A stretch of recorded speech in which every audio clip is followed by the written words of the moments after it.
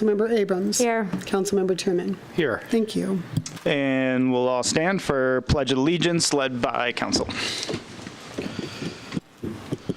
I pledge allegiance to the flag of the United States of America and to the republic for which it stands, one nation, under God, indivisible, with liberty and justice for all.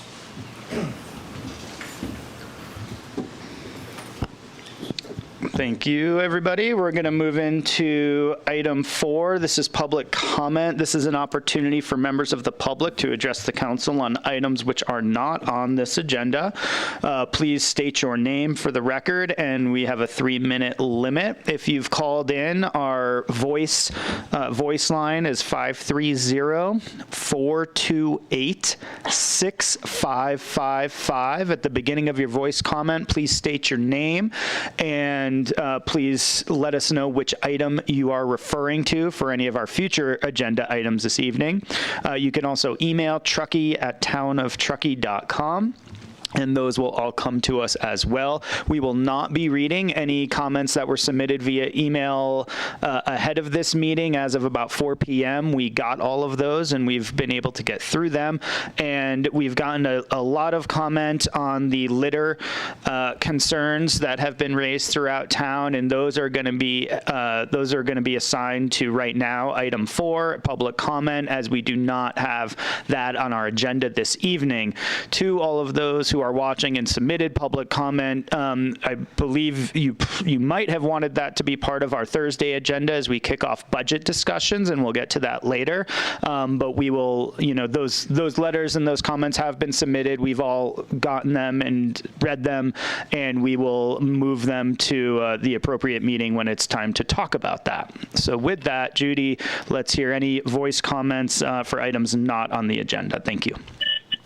Hi, my name is Colin West. I'm the executive director and founder of a 501c3 nonprofit called Clean Up the Lake, and I'm speaking to the recent addition of a line item for litter cleanup for the town of Truckee and how to work towards solutions there. The rising issue of litter has become nothing less than serious. The town of Truckee has been inundated with visitors and trash that has accumulated to levels that have never been seen before. With the aid of volunteers, Clean Up the Lake has spent the last month under the waters of Donner Lake, and we pulled out over 3,500 pounds of trash only from the North Shore. We've also got the opportunity to work with the TDRPD and a 12-year-old born and raised Truckee girl in Ella Hoyer to get 37 signs approved asking people that are visiting those docks to pick up their trash after themselves. In the last year, we've worked with Court Leave and we worked with Moonshine Inc. for more of an investigative journalism story back in the summer of 2019 to discuss the trash issue that was going on. And since then, it's gotten a bit worse. We are still in touch with Moonshine Inc. and they're interested in a lot of the work that we're doing and reporting on it, including some of our progress with meetings such as this. It's obvious that the locals have become quite outraged with the situation. We've recently been shared control of the Truckee Tahoe Litter Group with Court Leave, where there's 1,310 citizens of Truckee that are continuously joining this group every day and sharing their disappointment in the issue and the need to find a solution. What we think that could work would be the opportunity for the first step in that line item in that budget to appoint someone who would be in charge of progressing and finding the development of programs for the litter crisis in Truckee. In discussions with Court Leave, we were thinking that this person could be managed by an outside organization. It could be completely restricted funds where Clean Up the Lake could be able to manage this position, which has a nice checks and balances and shows that the town of Truckee is supporting this cause, where this person could work with you and hopefully find a way that the town could also allocate some budget, such as $50,000 past that salary, to work towards different programs and developing different programs. And this kind of line item for those programs could increase almost every 6 months so that this person has the time to develop those until you guys reach the cap at what you're willing to invest into the litter crisis and solving this in Truckee. We agree that cleaning up trash is an important issue, and we're working on that. However, prevention is the biggest thing and the biggest steps towards towards a solution. And I think these items that I've discussed here, in splitting your line items there into two, would be the best solution possible. Thank you, Colin.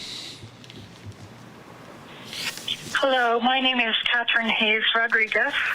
My husband and two sons and I live in Glenshire. We'd like to comment on the amount of litter that we see on our walks or bike rides outside. I understand there's been a $10,000 grant for litter mitigation in Truckee, which seems like it would not be enough to help with the issue. It's just a Band-Aid on the problem. We need more signage directing people to pack it in and pack it out, or the trails will be closed. This is just the beginning of a huge influx of new people into our town, living, renting, and staying here. And we would greatly appreciate our town council taking a stand to protect the cleanliness of our town. Thank you very much. Thank you, Catherine. My name is Chris Werner. I'm leaving a message to be played during the Tuesday, August 11th Town Council meeting. I'm not sure what the item number is, but it's regarding the trash issue in the town of Truckee. I ask you to take action on the trash, litter, and graffiti problem in our town. Please prioritize funding to address an issue that has long since grown out of hand. We love our town. It is both heartbreaking and frustrating to see garbage being left behind in such a beautiful natural environment. When we recreate outdoors, we routinely pack out other people's trash, but the problem is becoming too big for a few concerned citizens. This is a serious issue, and our community is looking to you for leadership. I respectfully ask you to take action. Thank you, Chris. Hi, this is the Town Council from Court Beebe, a 20-year resident. For years, we have seen an increase in visitors to the area and an increase in garbage, as well as traffic noise and graffiti now. What has not kept pace with the increase in tourism is an increase in budget for litter mitigation in the area. In fact, there are currently no line items that specifically address cleanup of litter in the town of Truckee by hand. Truckee has a budget for landscaping. The roundabouts is just one example, yet still no budget for keeping the area clean and attractive, not only for our residents, but also for those that visit and expect to find clean mountain town. Not only is the trash unsightly, it is also an important environmental issue. It needs to be a priority to make sure our lakes and rivers are not irreparably damaged. I personally have cleaned up everything from cigarette butts, cans, used condoms, to, believe it or not, used diapers stuck in tree branches. The issue is much larger than you may realize. While not all of the garbage can be attributed solely to tourism, it's simple math that more people equals more garbage, which calls for tax dollars to be used to address this issue head on.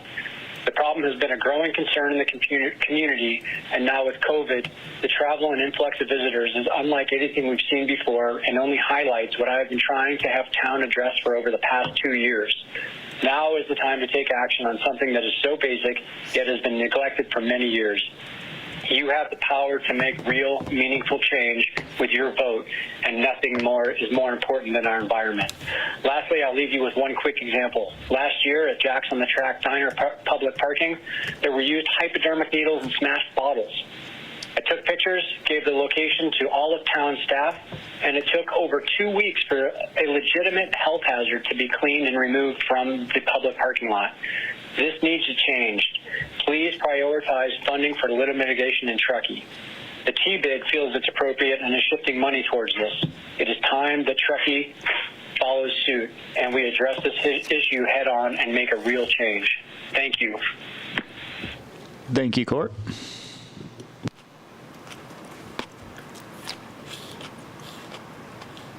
Public comment. Matt Miller. I'll keep this short so you can comment.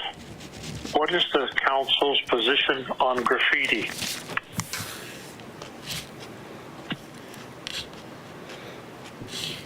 That's it. Thanks, Matt. With that, I'm going to close public comment. all generally the same theme. I think we hear everybody who submitted a comment loud and clear. We appreciate everybody reaching out and taking the time to write us. We also believe that litter is an issue, and it's something that we will continue to talk about, as I said, on Thursday as we embark on our budget discussions. Since it's not on the agenda tonight, we are there's nothing for us to take action on tonight. So thank you again very much. And the message is for right now is to keep educating and try to pack in what you pack out. And we're all going to continue to do the best we can and take it from there. And we will continue to make it a priority as we move through the next year. Mayor, just one follow-up comment. Yep. One of the comments is that the town doesn't have a line item for litter in its budget, which is accurate. I will note, though, that there are significant amounts of litter pickup and management that occurs through a multitude of town functions. Landscaping was mentioned, trail maintenance, a lot of those things. So without belaboring that point, town staff has prepared a presentation for council that outlines all that work that currently is occurring through your existing budget, so that we'll have that available and we can provide that to the public as well. When did you want to do that?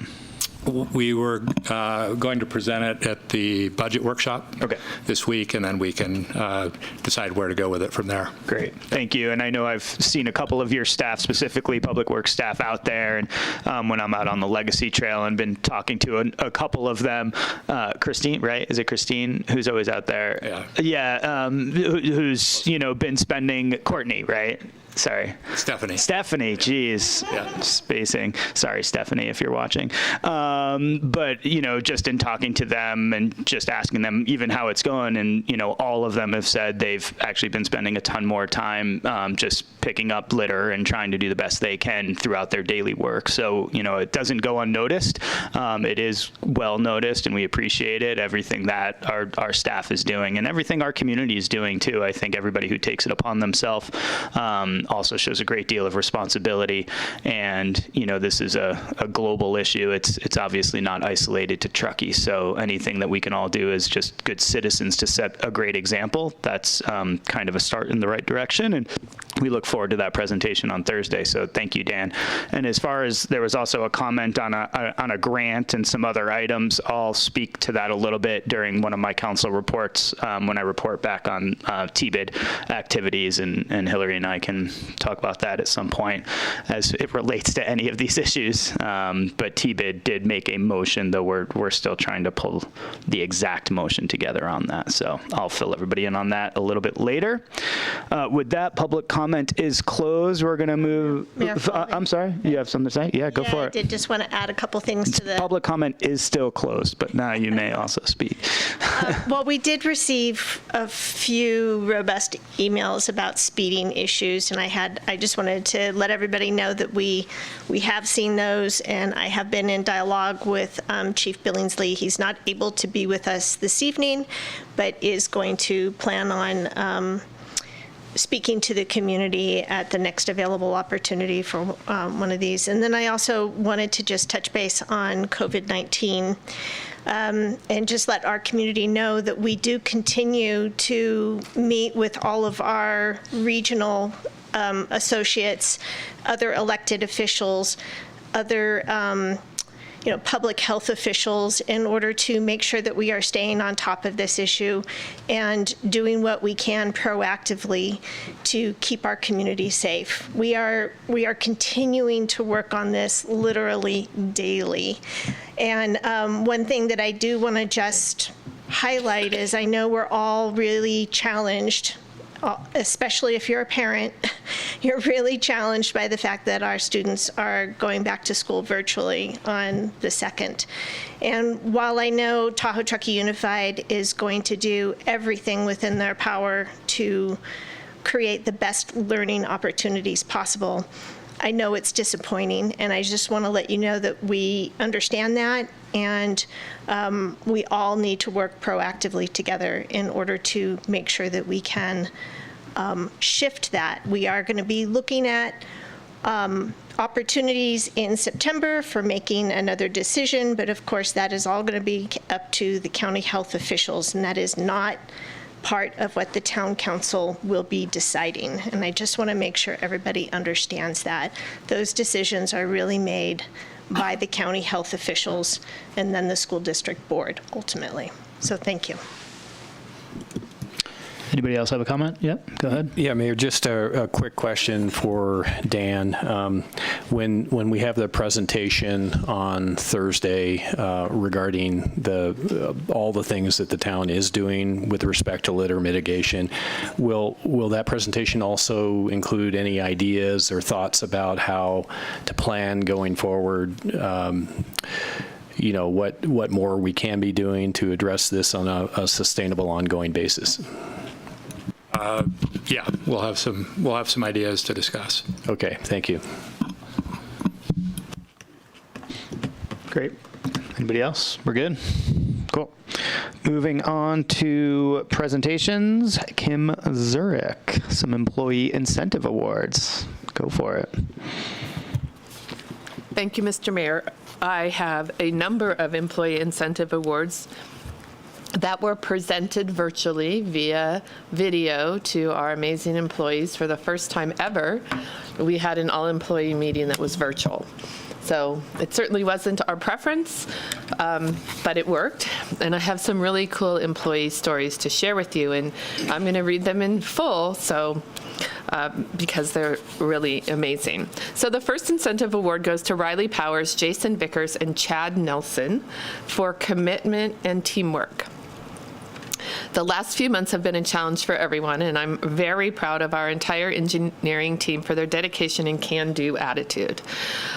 I could find a reason to nominate each person in the engineering division for an employee incentive award, but I wanted to give a special shout out to Riley Powers, Jason Vickers, and Chad Nelson.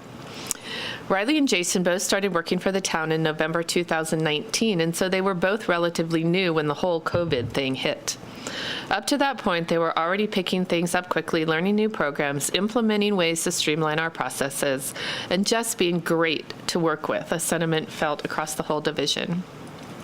But when COVID-19 impacted town funding, Jason, Riley, and Chad, who's part of our Public Works crew, all exhibited excellent teamwork by stepping into new roles and duties. We had been planning to hire back one of our seasonal inspectors to inspect the Tahoe Donner vegetation removal project. But because funding was tight, Dan Wilkins had the great idea to use one of our engineering techs to perform the inspection role. Riley Powers took on the inspection role enthusiastically and has proven to be very skilled in customer service. As you can imagine, removing trees and vegetation adjacent to private homes is generally not very popular with the homeowners. But Riley has a talent for working with property owners to help them understand why the work is necessary.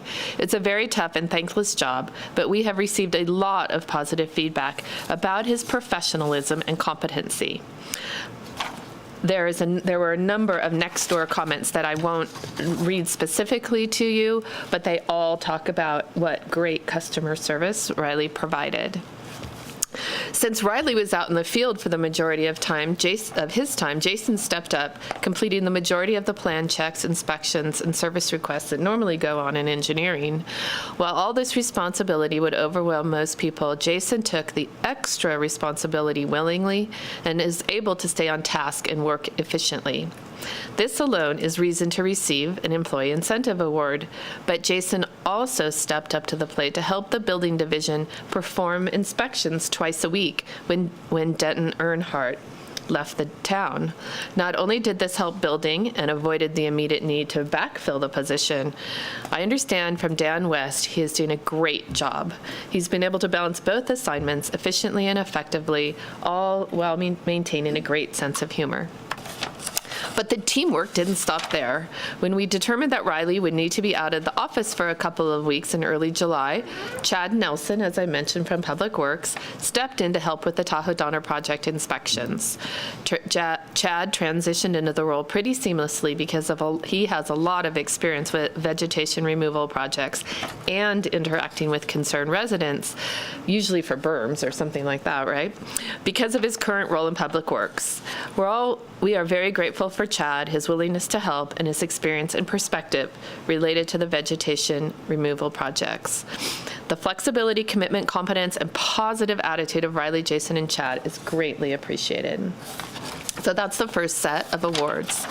The second is a really unique and interesting story, and this award goes to Luke McKinley, who's one of our police officers, for commitment and excellence.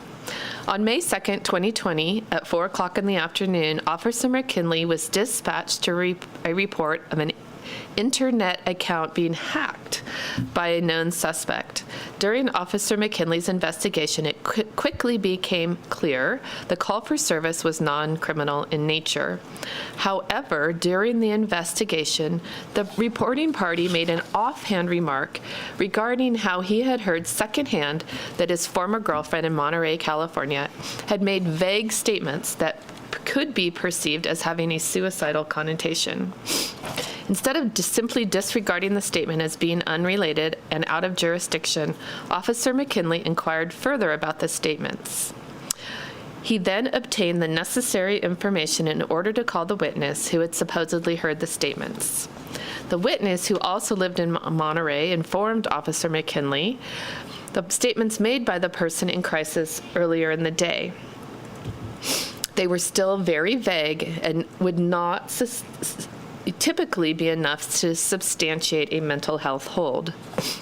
Officer McKinley persisted and contacted the Monterey Police Department in order to coordinate a welfare check on the person. He was later contacted and given an update, informing him that the person in crisis had been located standing on top of a bridge while appearing extremely distraught. It was quite apparent to officers on scene that this person had been preparing to jump and commit suicide at the location prior to being contacted by law enforcement.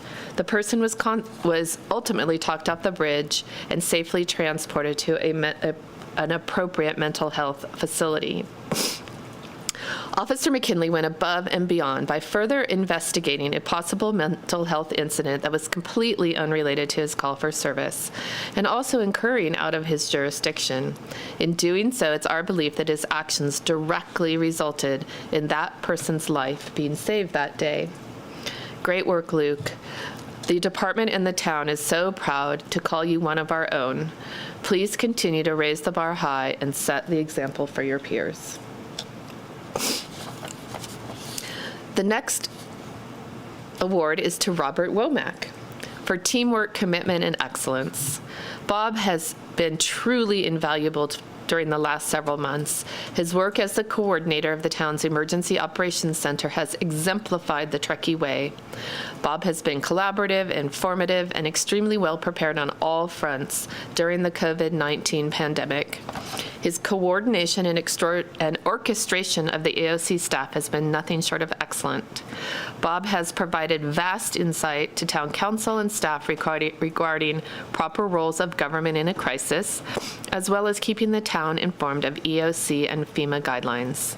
Bob's commitment has also been instrumental in providing real-time statistics to assist with public service messaging and communications to the general public, as well as other sectors of public service. Thank you, Bob, for a job well done. We truly appreciate your efforts. The next award is for Janet Taylor, who works in administrative services as an administrative technician for teamwork, commitment, and excellence. Janet T., as she's known, was at work every single day during the stay-at-home order. During that time, she stepped up and took over answering phones after our primary phone answerer moved away, answering some very emotional and lengthy calls, demonstrating a high level of commitment to the town's constituents and their quality of life. While she was in the office, she restarted about 300 or more desktops so that people could continue to work remotely when they were having issues. Once operations started ramping back up, she switched her schedule and started working every other Friday, which she usually had off, since this town is still missing its main phone answerer. All the while, she has continued to complete all her normal duties with the same pride and passion for quality as ever. We can't thank you, Janet, enough for all of your help. And lastly, the next award goes to Brenda Lee, who is in the Administrative Department of the Police Department, Administrative Division of the Police Department, for teamwork, commitment, and integrity. Brenda has exemplified the employee core values of integrity, teamwork, and commitment through her instrumental service in the function of the Emergency Operations Center during the COVID-19 pandemic. Even though she wasn't officially assigned to the EOC, she played a critical role in ensuring that the supplies and PPE ordered through the logistics section were delivered in an accurate and efficient manner, and she kept an inventory of them. Brenda enthusiastically took on these new duties and helped coordinate all receivables and distributions to other town departments. Brenda's service helped her fellow staff complete the jobs more safely. Thank you, Brenda, for all of your hard work. And that concludes this really trimester's all employee recognition awards. Thanks, Kim. And it's, these are the people getting the work done on a daily basis. And excuse me. And I think that's, so important for us all to remember and to recognize. We show up here, even though we all have a million other meetings, but, every other week. And yeah. And, it's everybody, it's all the staff that we're looking at, from the dais right now, but really all these other folks as well who just continually show up and do a really great job. So thank you. Thank you, Riley, Jason, and Chad from Public Works, Officer McKinley, Bob Womack, of course, who we've had the pleasure of lots of interaction with over the past 6 months, Janet Taylor, of course, and Brenda Lee as well. So congratulations to all of you, and thank you so much for all the work that you do on a daily basis. Glad we get to officially recognize you from up here as well. So with that, any other comments from council? And then if there are any other public comments, Tony, Anna, go ahead. I just thank you so much, Kim, for reading those out to us, and for everybody that nominated those people. Those are extraordinary stories, and they do show up and do the work and go beyond, and I am so proud of all of our employees, so thank you.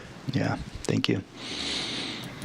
Yeah, I had the opportunity when I first joined council to do a snow removal ride along with Chad, and it was amazing, and I'm very appreciative. I've worked with Brenda when I had to file a police report a couple of years ago, and so it's not even a thank you from us being council people, but thank you from us being your fellow citizens as well. We really appreciate it. Great, thank you. Any public comment on item 5.1 this evening?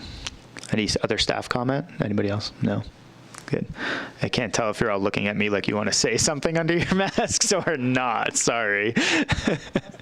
I'm like, what's going on? Thanks. We will close public comment on item 5.1, and thanks again to all of the amazing staff here at the town of Truckee. With that, we are on to our consent calendar. And I will say one thing. So we're having our COVID updates during presentations. COVID is still here. Everything is still in place. Everything is still moving on, and we are continually monitoring, as Vice Mayor Klostad said. For now, we've taken it off the agenda, and we will, any data points that you're all looking for, those can all still be found on mynevadacounty.com, and that all of that health information is there. So with that, we have 2 items of consent this evening. We have coronavirus aid relief. We have the CARES Act, FTA Section 5311, Program Phase 2 funding, which will be operational assistance for our transit operations, and item 6.2, which is basically moving the Planning Commission start time to 5 p.m. to coincide with the same start time that we have here. Anybody on council wish to pull an item from consent? Staff? Any public? Seeing none. With that, Vice Mayor Klosted, you look like you're at the go. Yeah, I move that we approve the consent agenda, and I also just want to note that it's interesting. I think almost every single one of these agenda items except 7.3 has a COVID element, so it is still very much so a big part of what we are doing as the town. Yeah. And with that, I move that we approve the consent agenda. I'll second it. Tony second, and all in favor? Aye. Any opposed? Consent carries. Thank you.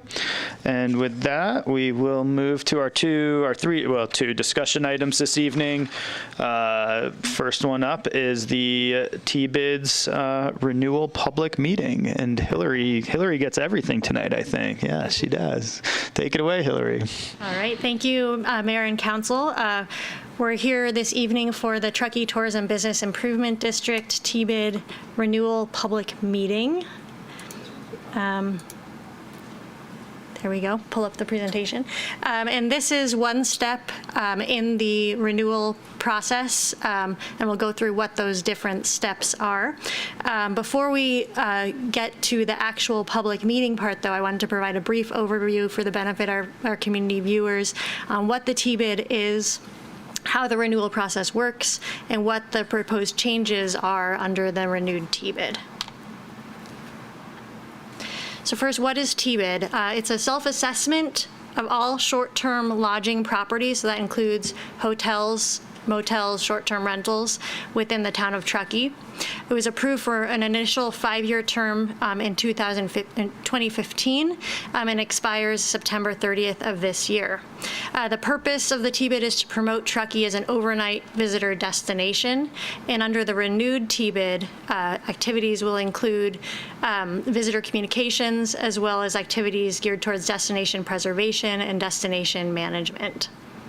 The T-Bid operates under a special T-Bid law, and that governs how those funds can be used, how the district is formed, and it provides specific authority to town council. It provides you a role in the renewal, among other things. So one common confusion is what's the difference between T-Bid and transient occupancy tax, or TOT? Again, T-Bid is a self-assessment of lodging owners, meaning it's voluntarily voted in by the lodging community. And the funds are collected by the town using the town's taxing authority, but then passed through to what's called the Owners Association, which represents the lodging businesses. Funds are restricted to specific purposes, and they must provide special benefit to the assessed properties. And those uses are specified in the management district plan, which is the governing document established for the term of the T-Bid. The current assessment rate is 2%. Proposed under the new renewal would be a reduction to 1.25% assessment. Transient occupancy tax, on the other hand, is a tax on lodging stays. So those are funds collected by the town and retained by the town. And those funds contribute to the town's general fund. They help pay the share of costs for government services that benefit everyone in the town, both residents and visitors. And as general fund dollars, they're not legally earmarked for any specific purpose. Our current TOT rate is 10%. Separate from this agenda item, but just for clarity's sake, there also is a ballot measure proposed on the November 3rd ballot, which would, if passed by voters, increase the transient occupancy tax rate from 10% to 12%. So right now, our total assessment, our total guest levy is 12%, 10% plus 2%. if both the T-bid renewal go into effect and Measure K on the November ballot passes, the total assessment would go to 13.25% on January 1st. So what's changing under the new management district plan, or MDP? The current management district plan, so what we've had for the past 5 years, has Truckee Chamber of Commerce as the owners association. That's proposed to change to a new 501c6 organization called Visit Truckee, which is sort of spinning off separate from the chamber. Currently, the T-bid's governed by an advisory committee under the chamber board, which is made up of 6 lodging property owners and a chamber rep. Under the new structure, there would be a separate board of directors for this new 501c6 Visit Truckee. There would be 6 lodging representative seats on that board and 1 town council representative. So previously, town council has not had a voting seat on T-bid meetings, although we do have an appointed representative who attends those meetings and participates, and right now that's Mayor Polivy. So that would be a big change. And then finally, the current activities are focused on sales and marketing, and that is broadened under the new management district plan, as I previously mentioned, to include marketing and promotion, as well as visitor communication, destination preservation, and destination development, which could include things like enhancing trailhead infrastructure or signage that would benefit both visitors as well as the community at large.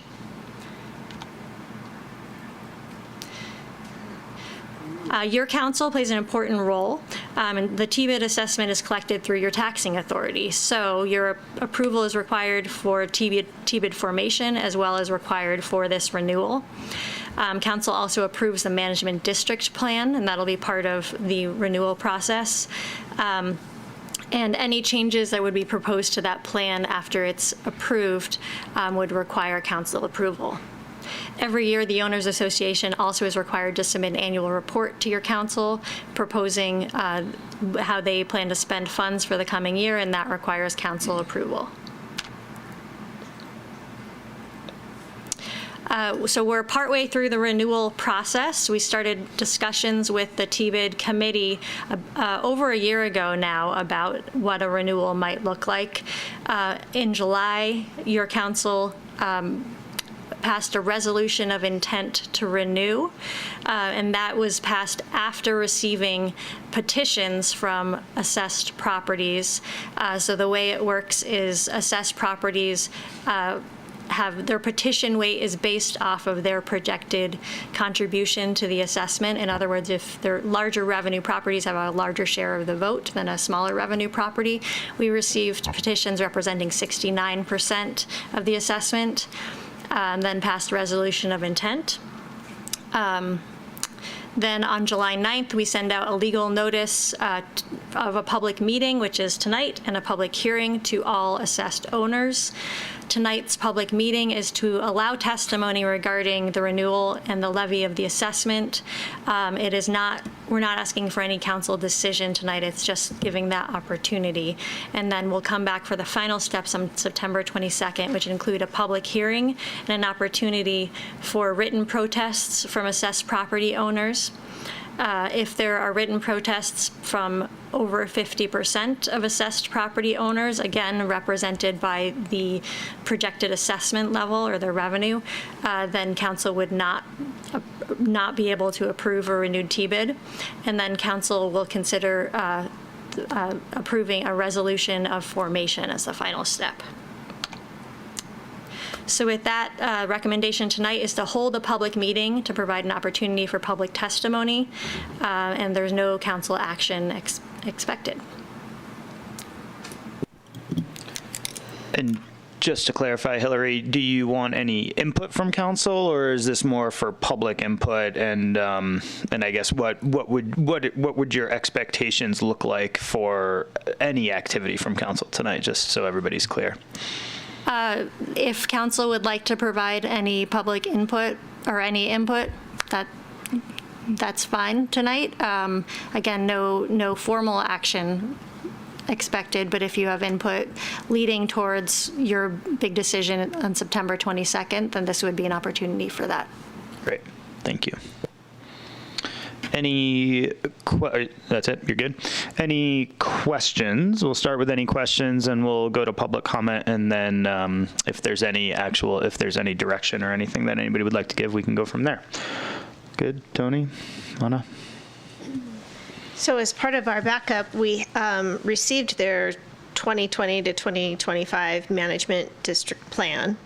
So this is what they're proposing to us. They shift to, and I guess the question is if we have any suggestions or would like to see something modified, we could probably do that with email correspondence rather than, because they're not here to have a discussion with them, right?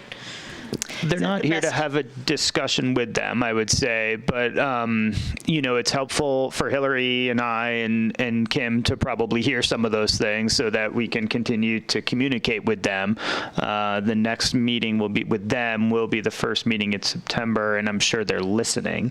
I think, if there's something you'd like to bring up when we move to deliberation, let's do that. Any concrete questions on the process or how the TBID is moving, we can handle those right now, and then maybe move to opinion at the second part of this. That's fine. I think the process is very clear, and it's well laid out what they plan to do. So great, and it's taken us a while to get here. So yes, yeah. We've worked hard to get here. We've worked very hard to get here, and I'm happy that we are here at this point.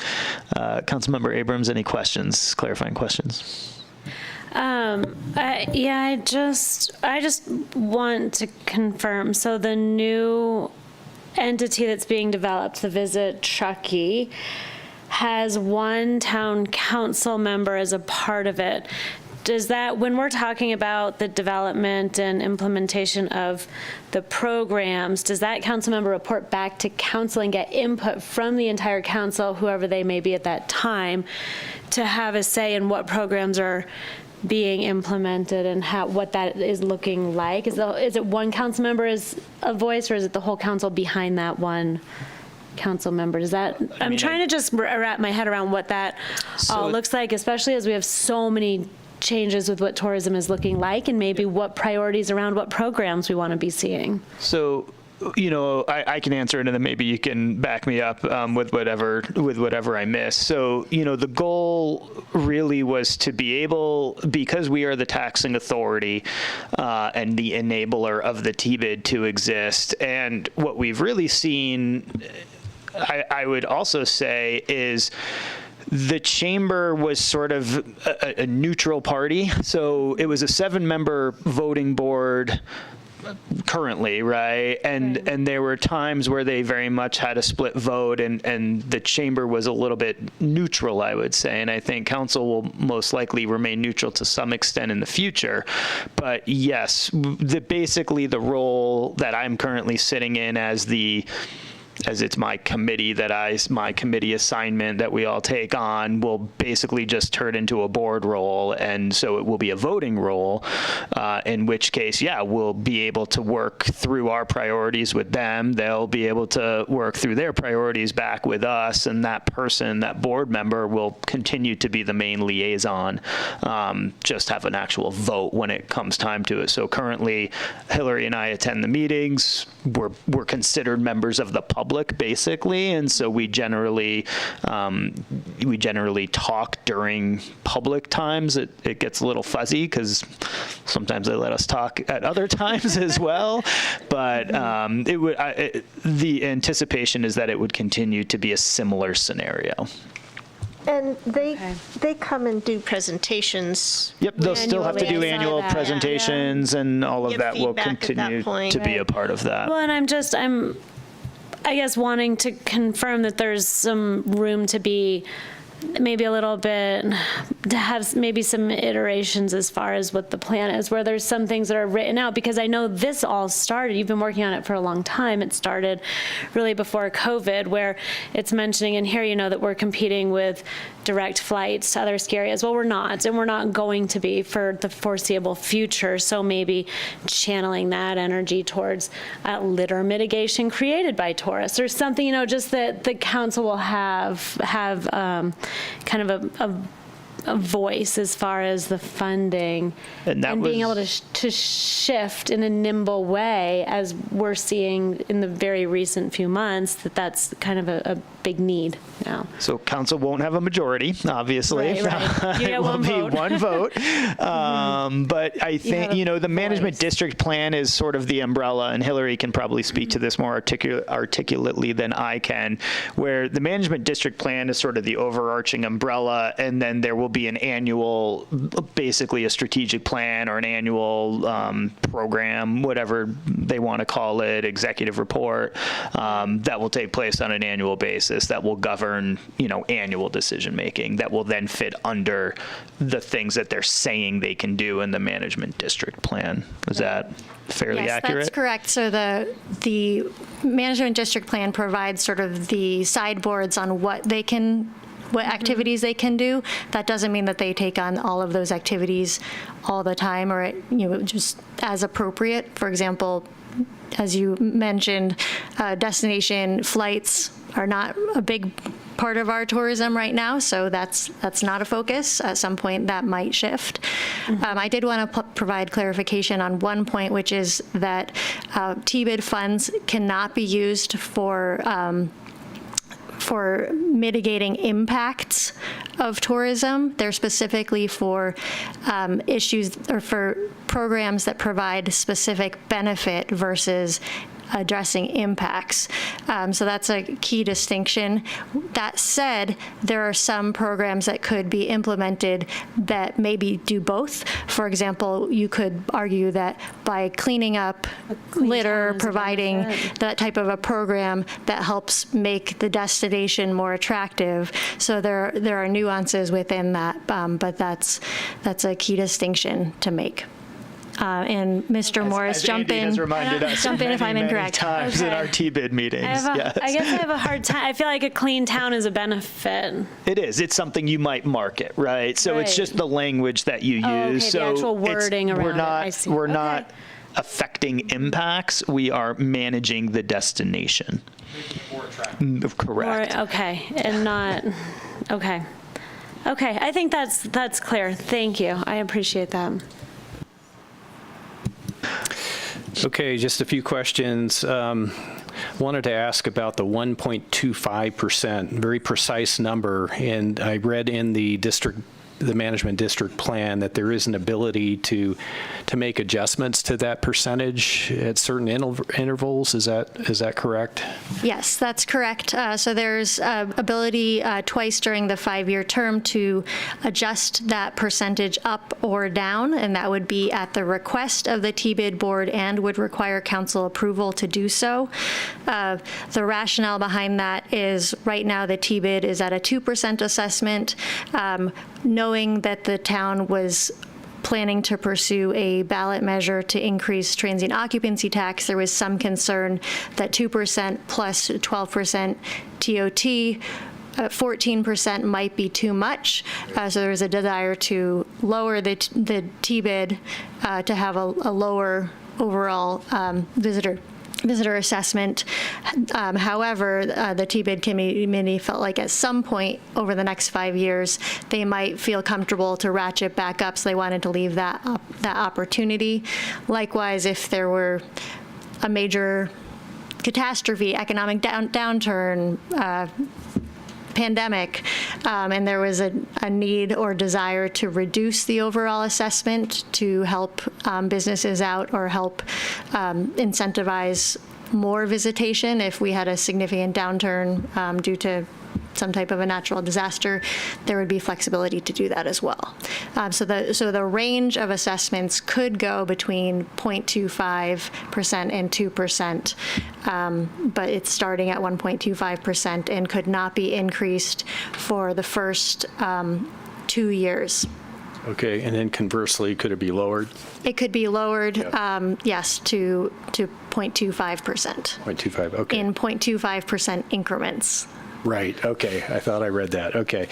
And could you elaborate on what is meant by destination preservation and destination development? You want me? Go ahead. Yeah. Sure, I can provide a couple. A brief elaboration. Go ahead, Hillary. Destination preservation is looking at, we have a lot of community concern around trash and litter, for example. So what are some things that we could do to make sure that we're not overtaxing our resources or that we have a clean community?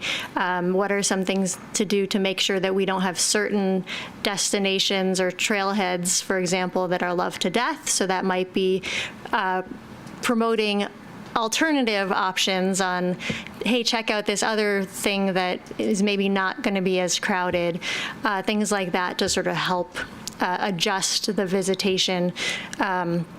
Could be promoting off-peak times so that we're not as crowded during certain times of year. Destination Development. Destination development, thank you. Is more infrastructure based, basically. So that could be things like trailhead signage or wayfinding signage. It could be things like sports fields that both provide infrastructure for sports tournaments coming to town, but also would benefit the community, things like that. Okay, great. I would only add, I think the stewardship component is a little bit of what you've been seeing over the past few months that coming out of Visit Truckee. A lot of their messaging, they're not saying, book a room tonight. It's more been, a lot of the respect stuff, a lot of the how to wear a face mask in town. They would consider that sort of destination stewardship, where they're helping to sort of steward visitors to the area. And I would add, and I think this is a big kudos to the TBID, almost across the state of California, nationally, you see what's called a DMO, a destination marketing organization. And Colleen gave us the presentation, when she was last here. That was in person, but they are moving to what they're calling that DMSO, so that destination marketing and stewardship organization. And that's pretty unique in the state of Actually and does not exist, in a lot of places. So it's a really great step in the right direction. Yeah, that was actually my last question, the Destination Marketing Management Organization, because I think I've heard of those existing in other mountain resort communities in particular, maybe in Colorado or Utah. So I missed that presentation. I think I was gone that day, but no, that's good to know. And my understanding of that, and correct me if I'm wrong, is that really, so that's replacing the chamber then. That would be the new sort of quote organization or framework that would be responsible for all of the things that we've been talking about. They will have their own board governance structure. So currently things have to be approved by the chamber. They approve things and they're basically a subcommittee of the chamber. Now they'll just be their own board, making their own expenditure decisions as their own entity and organization. So with one council member? With one voting council member. Okay, thank you.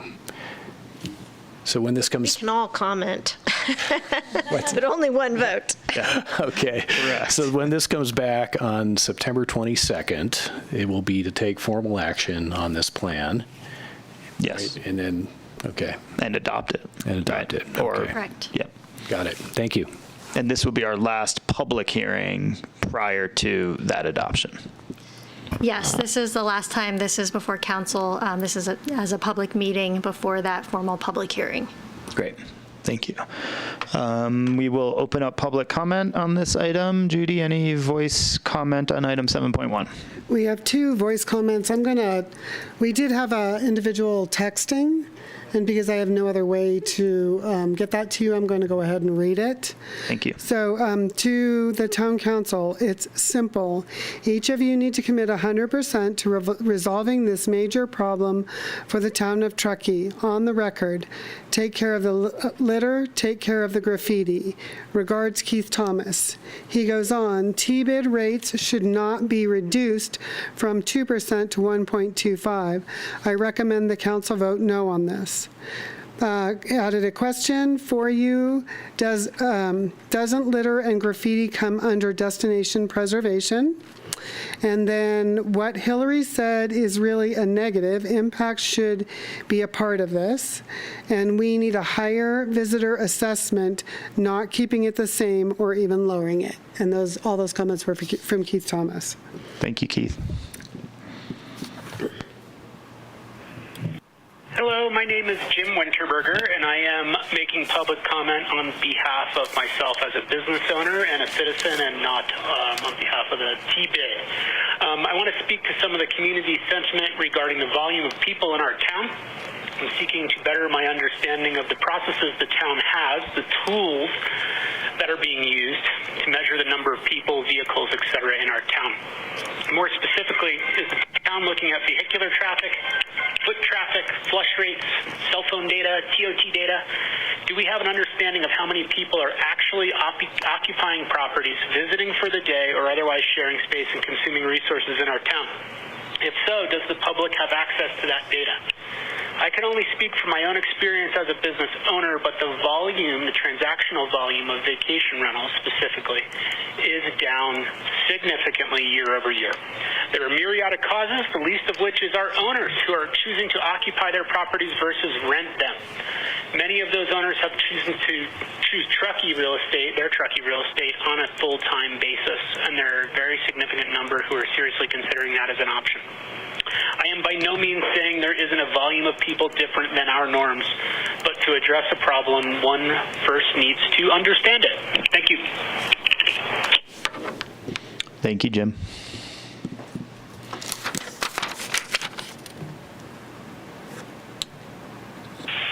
Greetings. This is Patty Baird, owner of the Cedar House Sport Hotel and Vice Chair of Visit Truckee. I am sharing a condensed version of the open public letter submitted to the Town Council from the newly formed Board of Directors for Visit Truckee, the first dedicated destination marketing and management organization in the history of Truckee. This is for Agenda Item 7.1. The purpose of this letter is to inform how over a year's worth of planning went into a new 5-year management district plan, known as an MDP, that addressed sustainable tourism. Visit Truckee's aim is to manage a healthy tourism sector, working together with local leadership and our community to protect, preserve, and develop Truckee's brand as an authentic mountain town. This work actually began in early 2019 when a committee of the Chamber, known as TBID, acknowledged that peak season tourism in Truckee, with its impacts on both the environment and quality of life for our residents, was heading in an untenable direction. The TBID committee began to strategize on how a new MDP could formalize into a redesigned vision, expanding our focus to include sustainable tourism and destination stewardship. Proper management and communication, including visitor education, must be adopted to prevent population surges from becoming a threat to our reputation and quality of life for our residents. Understanding what is going on within our destination at any given time and identifying trends is crucial to establishing comprehensive solutions. This means more than the usual metrics, such as the number of overnight stays and daily visitations. But equally as important, it includes discerning the expectations of both the visitor and host community. Tourism in Truckee has been broadly criticized at times for being solely responsible for the pains of population surges, infrastructure and amenity breakdowns, and quality of life diminishment. When we have an in-depth picture and understand the key issues of concerns, we can help determine the best course of action, again, working together in concert with our community. The Visit Truckee Board believes that tourism is and will continue to be a positive sector, bringing in more opportunities for long-term improvements in our town, including job creation. We define sustainable tourism as one that respects the natural, cultural, and social environment, allowing the visitor to enjoy the essence and authenticity of our region. It also means for the people visiting us that they do so with an attitude of integration and respect for our residents and for the environment. A successful destination is one that is not only good for the visitor, but also for the visited. Respectfully, Visit Truckee Board of Directors. Thank you. Thank you, Patty. That's it. That's it? Mm-hmm. Great. And anybody who emailed comments in ahead of time, I know there were a few, we got those as well, so thank you. This time I will close public comment and bring it back to council for any additions or deliberation. I would only offer, I've seen the TBID grow significantly in the past year and a half or so. I think they are, as you heard from both Jim and Patty, who are both on the board, there's a very robust understanding of some of the issues that are being perceived, to cause tourism. And I think you heard that in both of their comments. And there really is a genuine desire to change that attitude through action. And I think that's probably the biggest key for this TBID over the next 5 years that they're really going to be working on.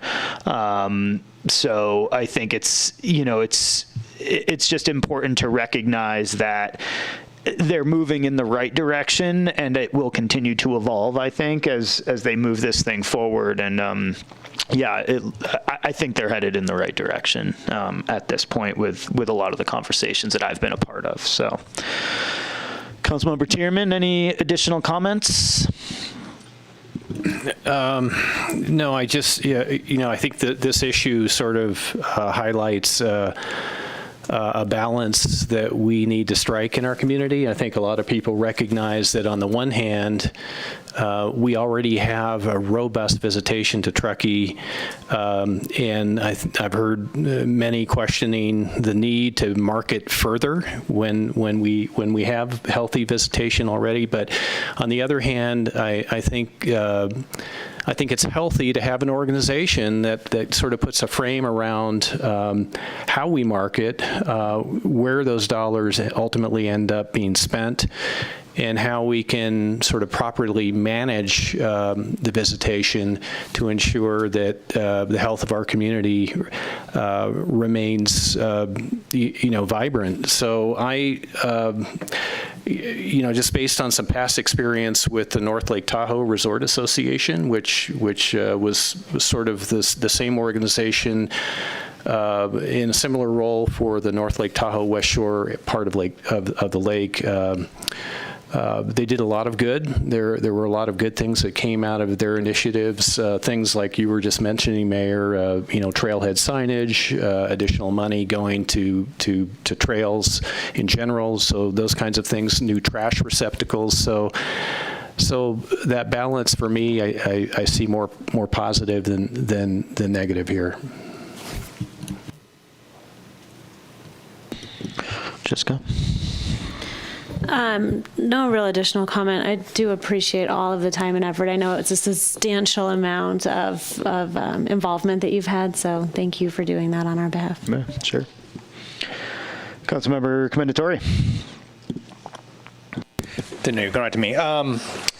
So I think it is an evolution, and I think TBID has been evolving. And really, if you look at our community, and I'd venture a guess, I have no real numbers, but 90% of the people who live in this community were visitors at one time, who came up here and found it and decided to come back or stay or whatever their story is. So it's an evolution. It's always been part of our community. It's always been part of our economy. Tourism is that, and that is a major piece of what we are. I don't think it's ever going to go away. I don't think we ever should have it go away. But I do think a mature community and a mature town and a mature businesses look at ways to improve it. And I think TBID, you can see that evolution from what it was in 2015 to what it is now. To answer some of the people who have made some comments regarding, we have enough people up here, why are we marketing? If anyone understands a sales cycle is something that what you do now, you may not get the result in until later on down the road. So if you cut off, so if you want to have marketing or you want to have visitation, say 2 years from now, 3 years from now, you have to be doing things now between now and then so that you're building your pipeline up. Same would hold true. If you cut it off, it's going to fade out and die. 2015, when TBID turned this on, it didn't just like all of a sudden show up. I mean, yes, we had visitors already, but the ramp up happened over time based off a marketing plan. So So the action to cut it off completely would not be a long-term goal and not a smart move from a community or a business standpoint when you want to maintain stability in your economy. So that's something to keep in mind, and I understand the feelings of people wanting to pull back, but I think giving a T-bid the ability to adjust their flight as they're going along and put money into the right places, but still keeping that going and keeping the pipeline full is a very important part of it. So I think they're doing a good job, and sure, there's probably little details we can work on, but I'm pretty happy where they're at. Thank you. Yeah, I think the evolution is really clear and really welcome. I agree with you. I don't want to cut this off. I know there's some people that are pretty anxious about how much visitorship we have right now, but I've had some conversations with Patty Bard about this, and she really has an incredible vision where you want to attract the visitor to your community that wants to be not just respectful to the community that they're visiting, but part of that community, and that will enhance their vacation. And I really see that focus now, and that's probably my only nuances that I'll share some thoughts with you guys over the next couple of weeks about just how I want to make sure that that's clarified in this management plan, that we are focusing on the type of visitor that we want to come to Truckee. We want a visitor that wants to be part of a small town, authentic town, and be stewards of it as part of their vacation. So I think this is a great progression. The only question I have, though, is Jim raised some good points, like what kind of information is available to collect on the visitorship that we're seeing now? I see the data from historical, but how current can we keep this information and make it available to the public? That's my only other question. Dan, do you want to speak to sewer flows at all, or? Actually, before Dan, maybe. So I actually talked to Jim earlier. His comment was actually really for the next one. I was going to mention that. Yeah. But I was asking, I think though Jim and his fellow property managers are the kind of people we need to get that data from, not sewer flow, because there's two different things. The sewer flow doesn't measure the type of person. What he does, what Jim does, what his businesses are doing, they're measuring that short-term rental. And so I'll bring those numbers up that he gave me, but you see the contrast, and that's where we need to focus. So not to cut you off, Dan, but I think it's more important. We got to find the information that we really need, and that is who is up here on short-term rentals, if that's what we're going to be focusing on for the next conversation. But it really kind of fits into this conversation as well, because from T-bid, those are the people we're bringing up here as well. I mean, people come up here and they buy, T-bid might bring them up here, they buy their second homes, then they're second homeowners, and that's a little different story. But that's the information that I think those are the people we need to find a way to develop to gather the information. And they may not all be as openly, because they are private businesses, to give it, but maybe there's a way to find a way to get it what we can, at least help us make good decisions as a community. And I would just add, I think there's a true desire for data. Both from this group, we actually talk about it quite a bit. They always give their rundown. We have a little round table at the beginning of every T-bid meeting with sort of what everybody's seeing. So you're right, it's not just sewer data. I was just going to have Dan tee up the sewer data, because that's something we've been looking at. But it's just, it's not just precisely. It's pieces, how are we going to start to piece together all of these disparate data points in order to get a picture, in order to be able to measure, in order to be able to see, what's really happening on the ground, so that we can answer these questions when everybody says tourism's blowing up. Is it really? How does that compare to sewer data, or how does it compare to occupancy rates and things like that? And I think those are important questions that, in order to make policy decisions as we move all this forward, that's what we got to ask for, right? And I think that's what we're going to want to see back in the long term, is some tracking of that data too, because that's what they all want. They all want that as well. And I think the biggest piece that I can give you is that they don't want to be the enemy. They don't believe they are, and they very much feel, that group is feeling quite on the defensive the past couple months, is being the blame for everything, and I think that's not the intention, nor is it necessarily accurate, but it's just the reality that we're living in right now. So. I would agree with you wholeheartedly on all of that, on both of you. And I didn't mean to cut you off. Did you? Were you good? Yeah, cool.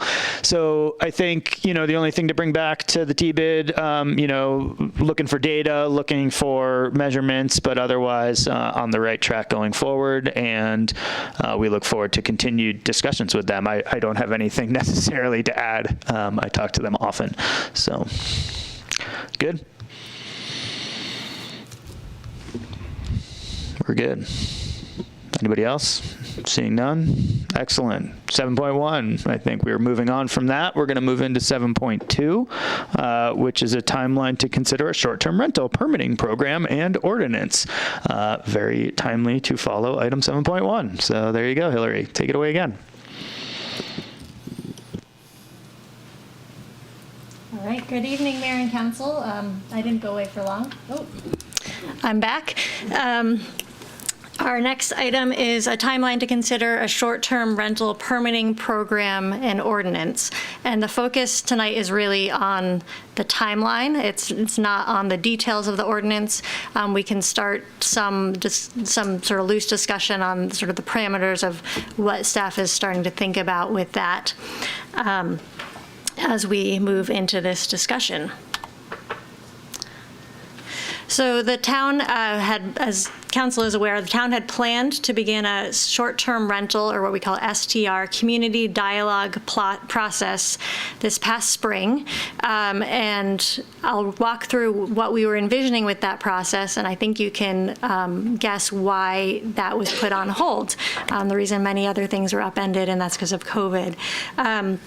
We envision that process as being a robust community dialogue process. What I mean by that is including focus groups, public meetings, broad opportunity to hear from the community and really discuss broadly short-term rental issues in Truckee.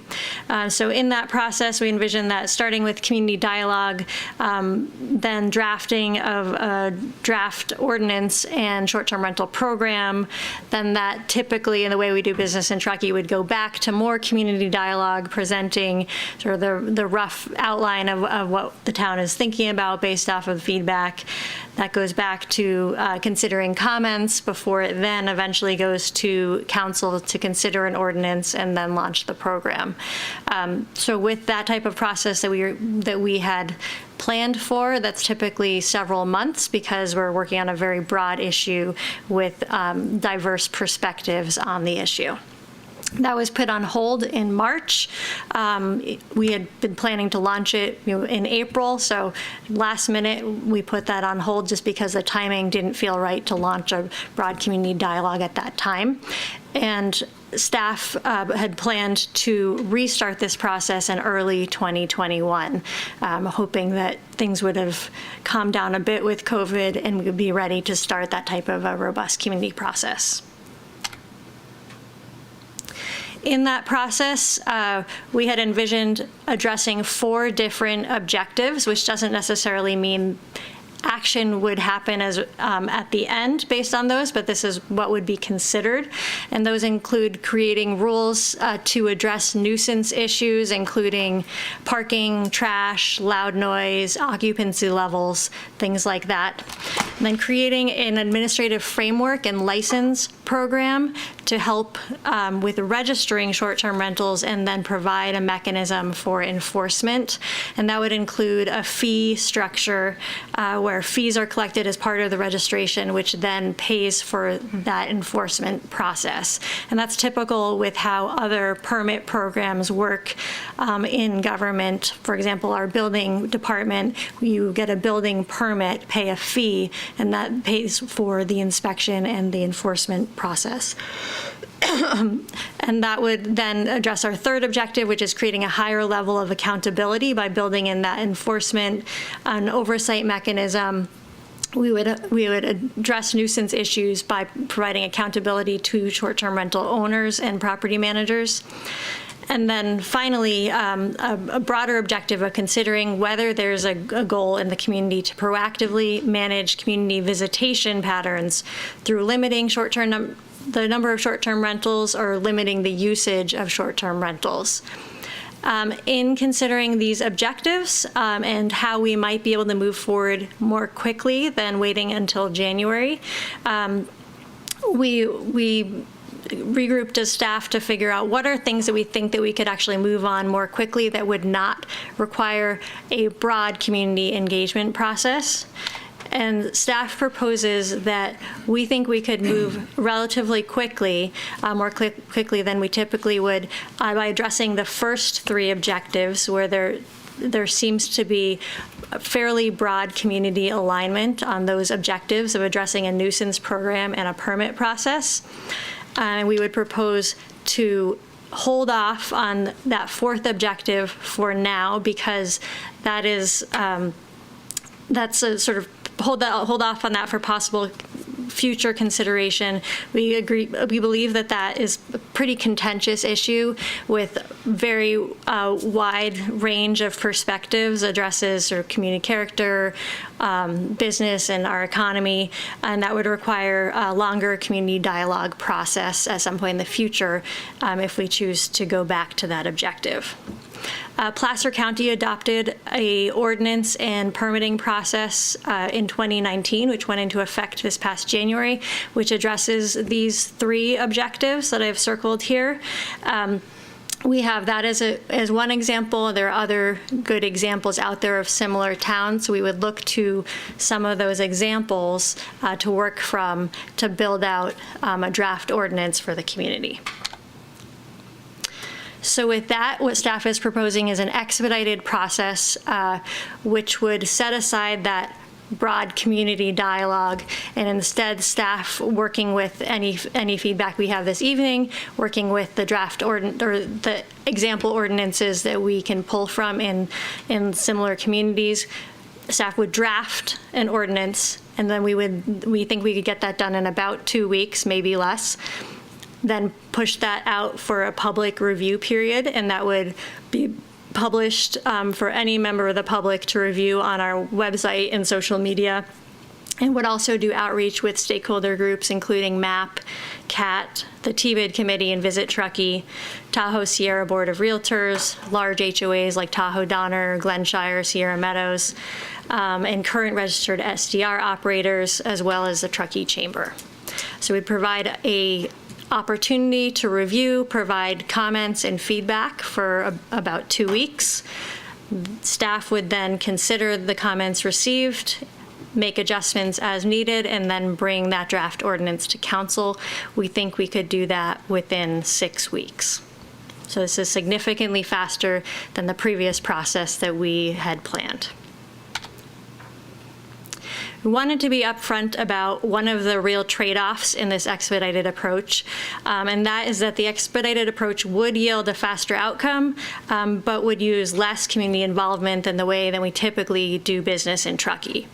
So a longer community engagement process tends to help iron out and work through some of the difficult issues and differing opinions before a tough issue goes to council with something like a draft ordinance. Under this expedited process, we might be seeing some more of those rough edges and sort of issues as we come back, because it's just condensing it down into a shorter time period and fewer opportunities really for that public discussion and dialogue. So that's just something we wanted to be upfront with and make sure that that's part of council's consideration. Looking at Placer County and other similar ordinances as examples, some of the types of issues that we would likely consider in this process would be creating a permit program and fee, an enforcement plan, so how are we going to make sure that there are teeth, And that would likely include something like a 3 strikes type program for violations. 3 isn't necessarily the magic number, but what happens if we have repeat violations? Does that lead to permit revocation, suspension, escalated fines, something like that? Occupancy limits, a noise policy for the town, and that's one that we think we would like to address, not just for short-term rentals, but for the community as a whole. And there are a couple reasons for that. One is it's not just short-term rentals that are creating nuisances. The other is if there's a call at 2 o'clock in the morning to our dispatch, the police don't necessarily know if a property is a short-term rental or not. It's not all that relevant in terms of taking action on it. So have a policy across the board that would address all residential areas. Garbage and litter, are looking at our existing regulations, seeing if there are areas where we need to make adjustments to that. Fire safety requirements and inspections, and that would be in cooperation with the fire protection district. Looking at, do we need vehicle limits or limitation on parking only within the property? And then one issue where we've received significant amount of public comment is whether there would be exemptions or whether this would be applicable to all neighborhoods, including HOAs. Placer County does have certain exemptions for HOAs if the HOA has a plan to manage short-term rentals. Staff at this point would recommend having this apply across the board throughout town.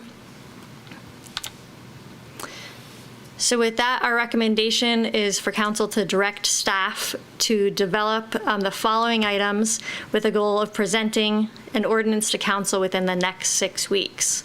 Those would include short-term rental regulations, a fee structure for transient occupancy tax registration that covers the cost of STR administration and enforcement activities, additional community-wide nuisance abatement regulations, so that would be things like looking at a noise ordinance, and an administration and enforcement plan for implementing and enforcing new STR requirements. Once implemented, staff would recommend monitoring the program for the first year, and council could then decide if, in the future, if additional steps are warranted to make additional changes. If that future action is taken, a broader community dialogue may be warranted, and that could address objective number 4, considering whether we would like to take steps to limit visitation through limitations on short-term rentals in some way. As council is aware, we've received quite a bit of public comment about this item, over 80 comments as of last count. And I also wanted to highlight that Mayor Polivy and I met with the TBID committee, which represents the town's lodging properties, including short-term rentals, at their monthly meeting last week. They've submitted a letter of support for moving forward quickly on this. And they've also submitted red line recommended edits to the recently adopted Placer County ordinance. So all of those public comments are available to the public on our town's website. I'll leave it at that and turn it over to council for any questions. Unless, Dan, you would like to jump in on anything. Just a great job, Hillary, and thank you. Just a couple of comments, again, on this whole visitation management topic. And the council has touched on this tonight, but when we think about the population in Truckee on any given day, it's made up of 7 or 8 different sectors. So we've got full-time residents, we've got second homeowners who don't lease out their property, but who utilize their property, not on a rental basis, but on a usage basis. We've got long-term rentals, we've got hotel utilization, we've got short-term rentals, we've got campground activity, which adds to our population, and we've got day visitors. So if our goal as a community is to more actively manage visitation broadly, we really need a strategy that looks at all of those sectors of our population during the peak time periods, which are the ones that are most impactful, and have something that's cohesive. Because I think if we try to just target one sector, I think we're going to fall short of what the community's expectations are. So if the community's expectations are fewer people here on the weekends, I think, limiting short-term rentals would maybe take a bite out of that, but there's a whole lot of other sectors that would be unaffected by that, and that may leave the community wondering why we weren't successful. So I think that's useful for us to be thinking about in the future. I also want to thank Hillary, Becky, Andy, Danielle, Kim, Chief Billingsley, taking what would have been a 9-month-ish long public process and looking at a plan to condense it into 6 weeks is not a minimal undertaking. It requires all of your senior management staff to really make that happen, because if we're going to do this, we want to make sure we do it. We don't want to sacrifice quality still. We want to do it well, and we want to do it in a thoughtful way so that implementation and future enforcement is well thought out and organized, and that we're not just creating unrealistic expectations in the community. So the work that group has put into this, to bring this in front of you tonight, even though it seems pretty simple, there's been a lot of work behind the scenes, a lot of work that's already thinking about what implementation could look like. And then the other thing I would say is that, if you elect to direct us to move in this direction, there's going to be a lot more work that's going to be necessary over the next few weeks to really match this timeline on top of a lot of other priorities that you've already given us and that we're working on. So our capacity to take this on and then take on whatever the kind of next priority is 2 weeks from now is going to be limited, and we'll continue to apprise you of that, so that everyone's recognizing that if we drop something else in a couple of weeks, that's probably just adding to this timeline, because now we're stacking on top of we're stacking priorities on top of each other. So I'll stop with that. Thanks. And I was going to add just a couple more framing issues to your response there, Dan. Big thanks to Hillary and everybody who's put a lot of work in on this. Just also really quickly to add to that, one of the other reasons why this was sort of decided to bring forward, thanks to Vice Mayor Klostad, she really pushed us to think about some of the things that we can do at our last meeting, and this made that short list. So, I think it was important to recognize this is something we can do, and it's very, you guys have been here for almost 4 years. Some of us have been up here a lot shorter, but to see a process like this and to have staff commit to turning it around in 6 weeks is an incredibly lofty and aggressive goal, and I applaud you for that. So thank you. I think it's really refreshing to see us move in that direction.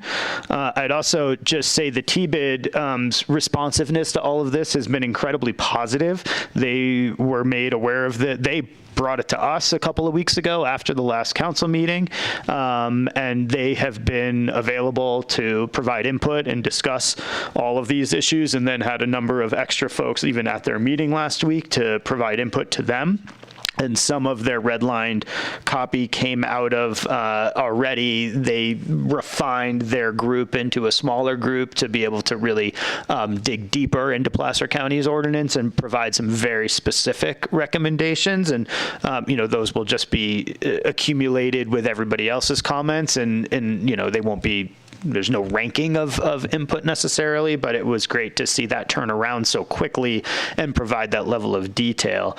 And then just to remind everybody, really what we're doing here tonight is not to get into the nitty gritty of, how much or who or what or where. It's to provide just some high level, yes, you agree with this process. Yes, you're comfortable with it. We empower staff to continue it and take it forward.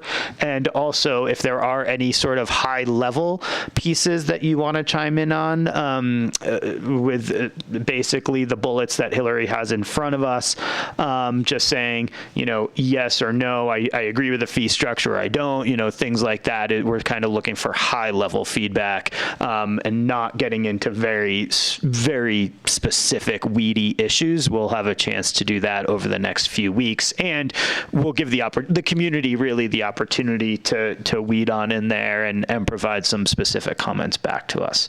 So that's it. It took 3 of us to line this up. Good, we made it. And any clarifying questions, maybe starting on my left with Councilmember Tierman, we'll then open it for public comment and then bring it back for any deliberation. Yeah, thank you, Hillary, for the overview, and Dan for your comments as well. Last year, when we were talking about this process and starting this process, there was a consultant. We authorized funding for a consultant to help us with that.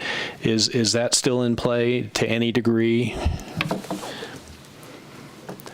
We did authorize a contract with the consultant Host Compliance to work with us, and that's, that's not specifically named in the staff report, but that's the community dialogue process that we had planned would have been led by Host Compliance along with staff. That contract is on hold at this point. Staff is not recommending using them for this initial development, although we're in close communication with them. We just met with them to sort of brainstorm ideas earlier this week. However, if council did choose to go back to a future step and re-engage with a broader community dialogue, then it would be an option to re-engage with a consultant like Host Compliance to help with that process. Okay. And then, talking about community engagement, it seems like in addition to the short period of time, the key difference is in-person meetings versus, correct me if I'm wrong, but we still have an opportunity to collect community feedback in a very robust way, even with more limited time. Today is a case in point, 80 emails, I think, on this topic. So. Correct. And what we are proposing is having that be written comments. So saying, here's our draft ordinance, review it, send us comments if there's anything that you think is off or that you would recommend changing or adding to it. And then we would then digest those comments in any revisions. Okay, and then my last question for now, this wasn't part of your presentation, but there have been a lot of numbers I've seen floating around about how many STRs we actually have in Truckee, and my understanding is roughly 1,800. Is that correct? Correct. It's about 1,700 to 1,800. I don't have the exact number on the tip of my tongue. Registered. There's a difference between registered and active, meaning some people register their property and they may rent it out one time a year, or they may register it and just not rent it out for a few years. So the number of active properties each quarter is lower than that number. Okay, and we've had sort of exponential growth over the last 5 years or so in terms of our numbers? No, we haven't had exponential growth. We had huge growth when we brought Host Compliance on to help us figure out who was actually renting. And since that time, we have had some growth, but I would certainly not call it in any way exponential. I would also add a little bit of color commentary to that, and that is, especially at our last TBID meeting, I was mentioning we do these roundtables, and it's basically a check-in with each board member and even member of the public as to, kind of what they're seeing. And I would say the resounding theme of that roundtable, specifically on property managers of single-family homes and the individual private short-term renter, was that specifically on the property manager side, they were down about 50% in inventory. So Jim's comments were really for 7.2, the ones we just heard for 7.1. And what he was referring to is that their owners of their houses are simply moving back into their houses. And so the typical property manager, if they were renting 100 properties, are now currently renting 50 or fewer.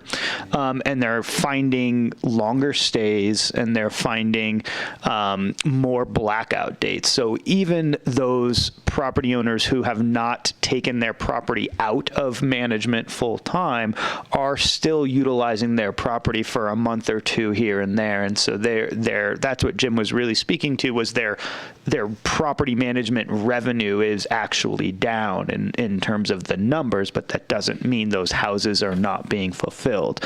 The independent short-term renter, of which there were a few at the TBID meeting, basically gave the same type of comment and said, those who rent their entire houses up are actually just spending more time up here and are in fact booked out for the next 6 to 8 months, some of them even said, both between their own use and or longer term rentals. So they're all seeing longer stays.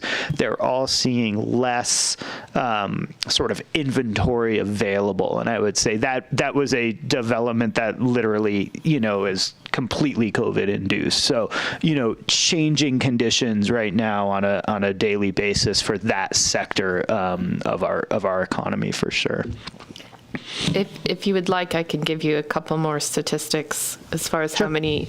So, as Hillary mentioned, we have about 1,750 registered properties. In the first quarter of 1920, 1,704 actually reported more than zero as far as rental income. The second quarter, 1,656, 1,623, and that, as you might imagine, it went down to 1,370 in the last quarter because of COVID.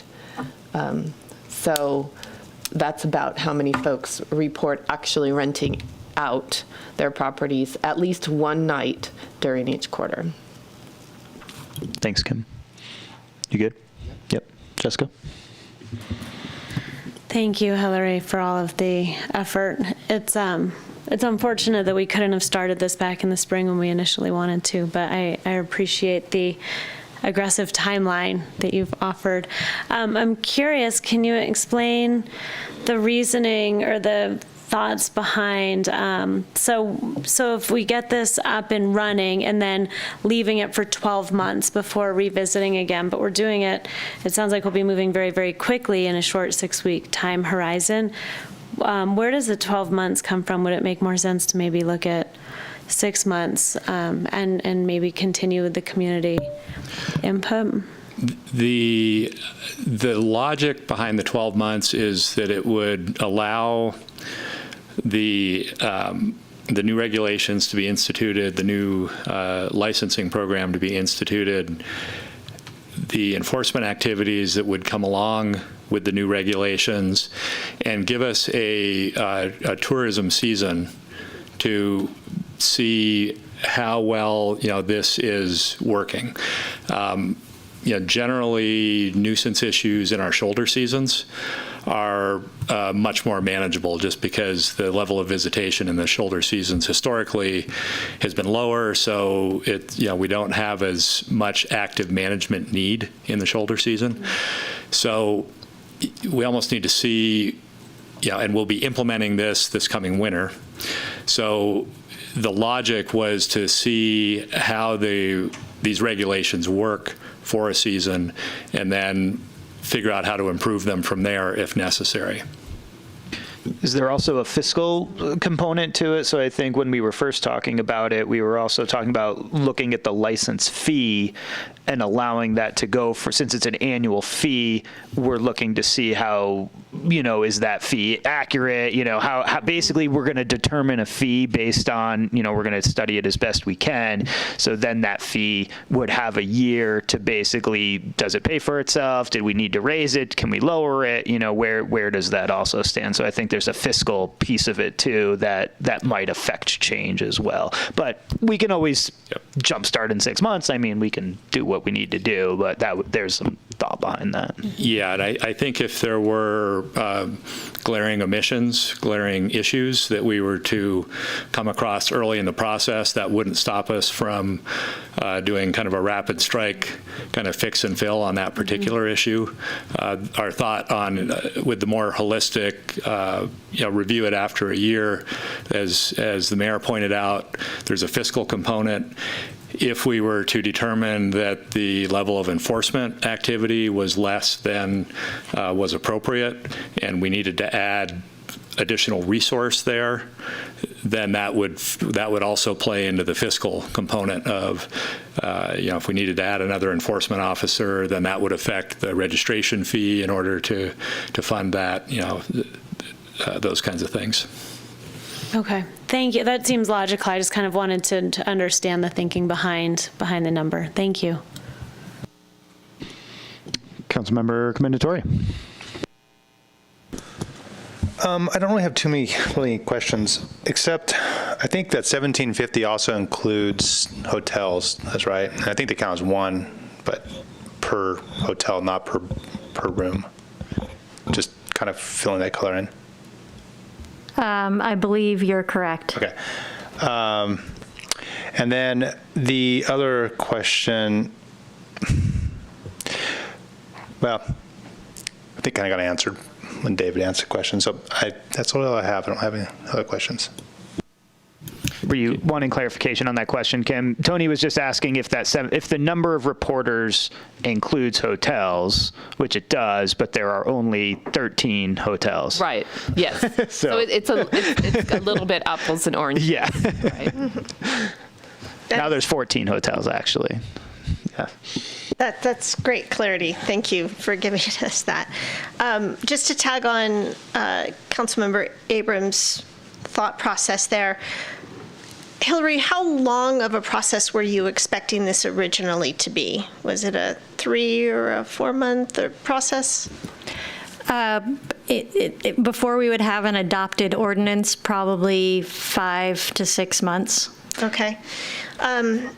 That's great to know. And I think tying this in with the fees is an interesting discussion, because I would think that if we want to try to get this on a cycle so that we're not 6 or 3 months into a cycle, into a fee structure or whatever, and then we change it, we would probably want to start the evaluation of the program at least 5 or 6 months before we want to renew it then, right?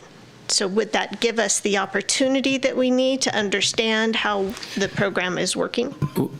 I think our expectation is that next summer will definitely be a test of how well the program is working. And this winter maybe as well, depending on whether this visitation activity that we're currently seeing holds through the winter or not. And I think I think it could. I think it's going to depend on what happens with the ski areas, which is a bit of a question mark right now. Yeah. So my point there being, I don't think I personally would not be interested in waiting until this point next year to start again looking at it. I think there's a lot of push in our community to make sure we get this right. I think this is a great step forward and something we can do. But I would be more in favor of, all right, let's give it a 3 to 6 month period once it's been enacted, and then start the discussion about the next step. Would be my feedback. So just to be also clarify, I think what the intention is also that we would put the fee structure and the regulation could start sooner, but the fee structure would start on January 1st to coincide with all of the TBID changes and everything else. It'd be one change across the board in order to keep it as simple from a messaging perspective. So I'm not sure where we landed on regulation starting. We can talk about that probably in a few weeks, but I think the fee structure, just to clarify, was going to start January 1st based on the last time you and I all talked. That would be a convenient date. We've got to work through the logistical implementation of this over the next few weeks. That's one of those little minor details I was talking about, right? Yes. With the people who actually are going to be tasked with implementing it. Right. Yeah. But the goal was to change any fees on all of the lodging properties all at once so that there isn't this mess of communications and confusion. It's all one clean start date, just from that perspective. I think that's great. And clearly, yeah, the idea of trying to process 1,750 of those, yeah, we need to do that and give ourselves enough time to do it well. So I think we also have clear consensus on the homeowners association exemptions. I think we're a small enough area and a cohesive community that we really should have consistency throughout. That would be my other kind of comment on that. And then the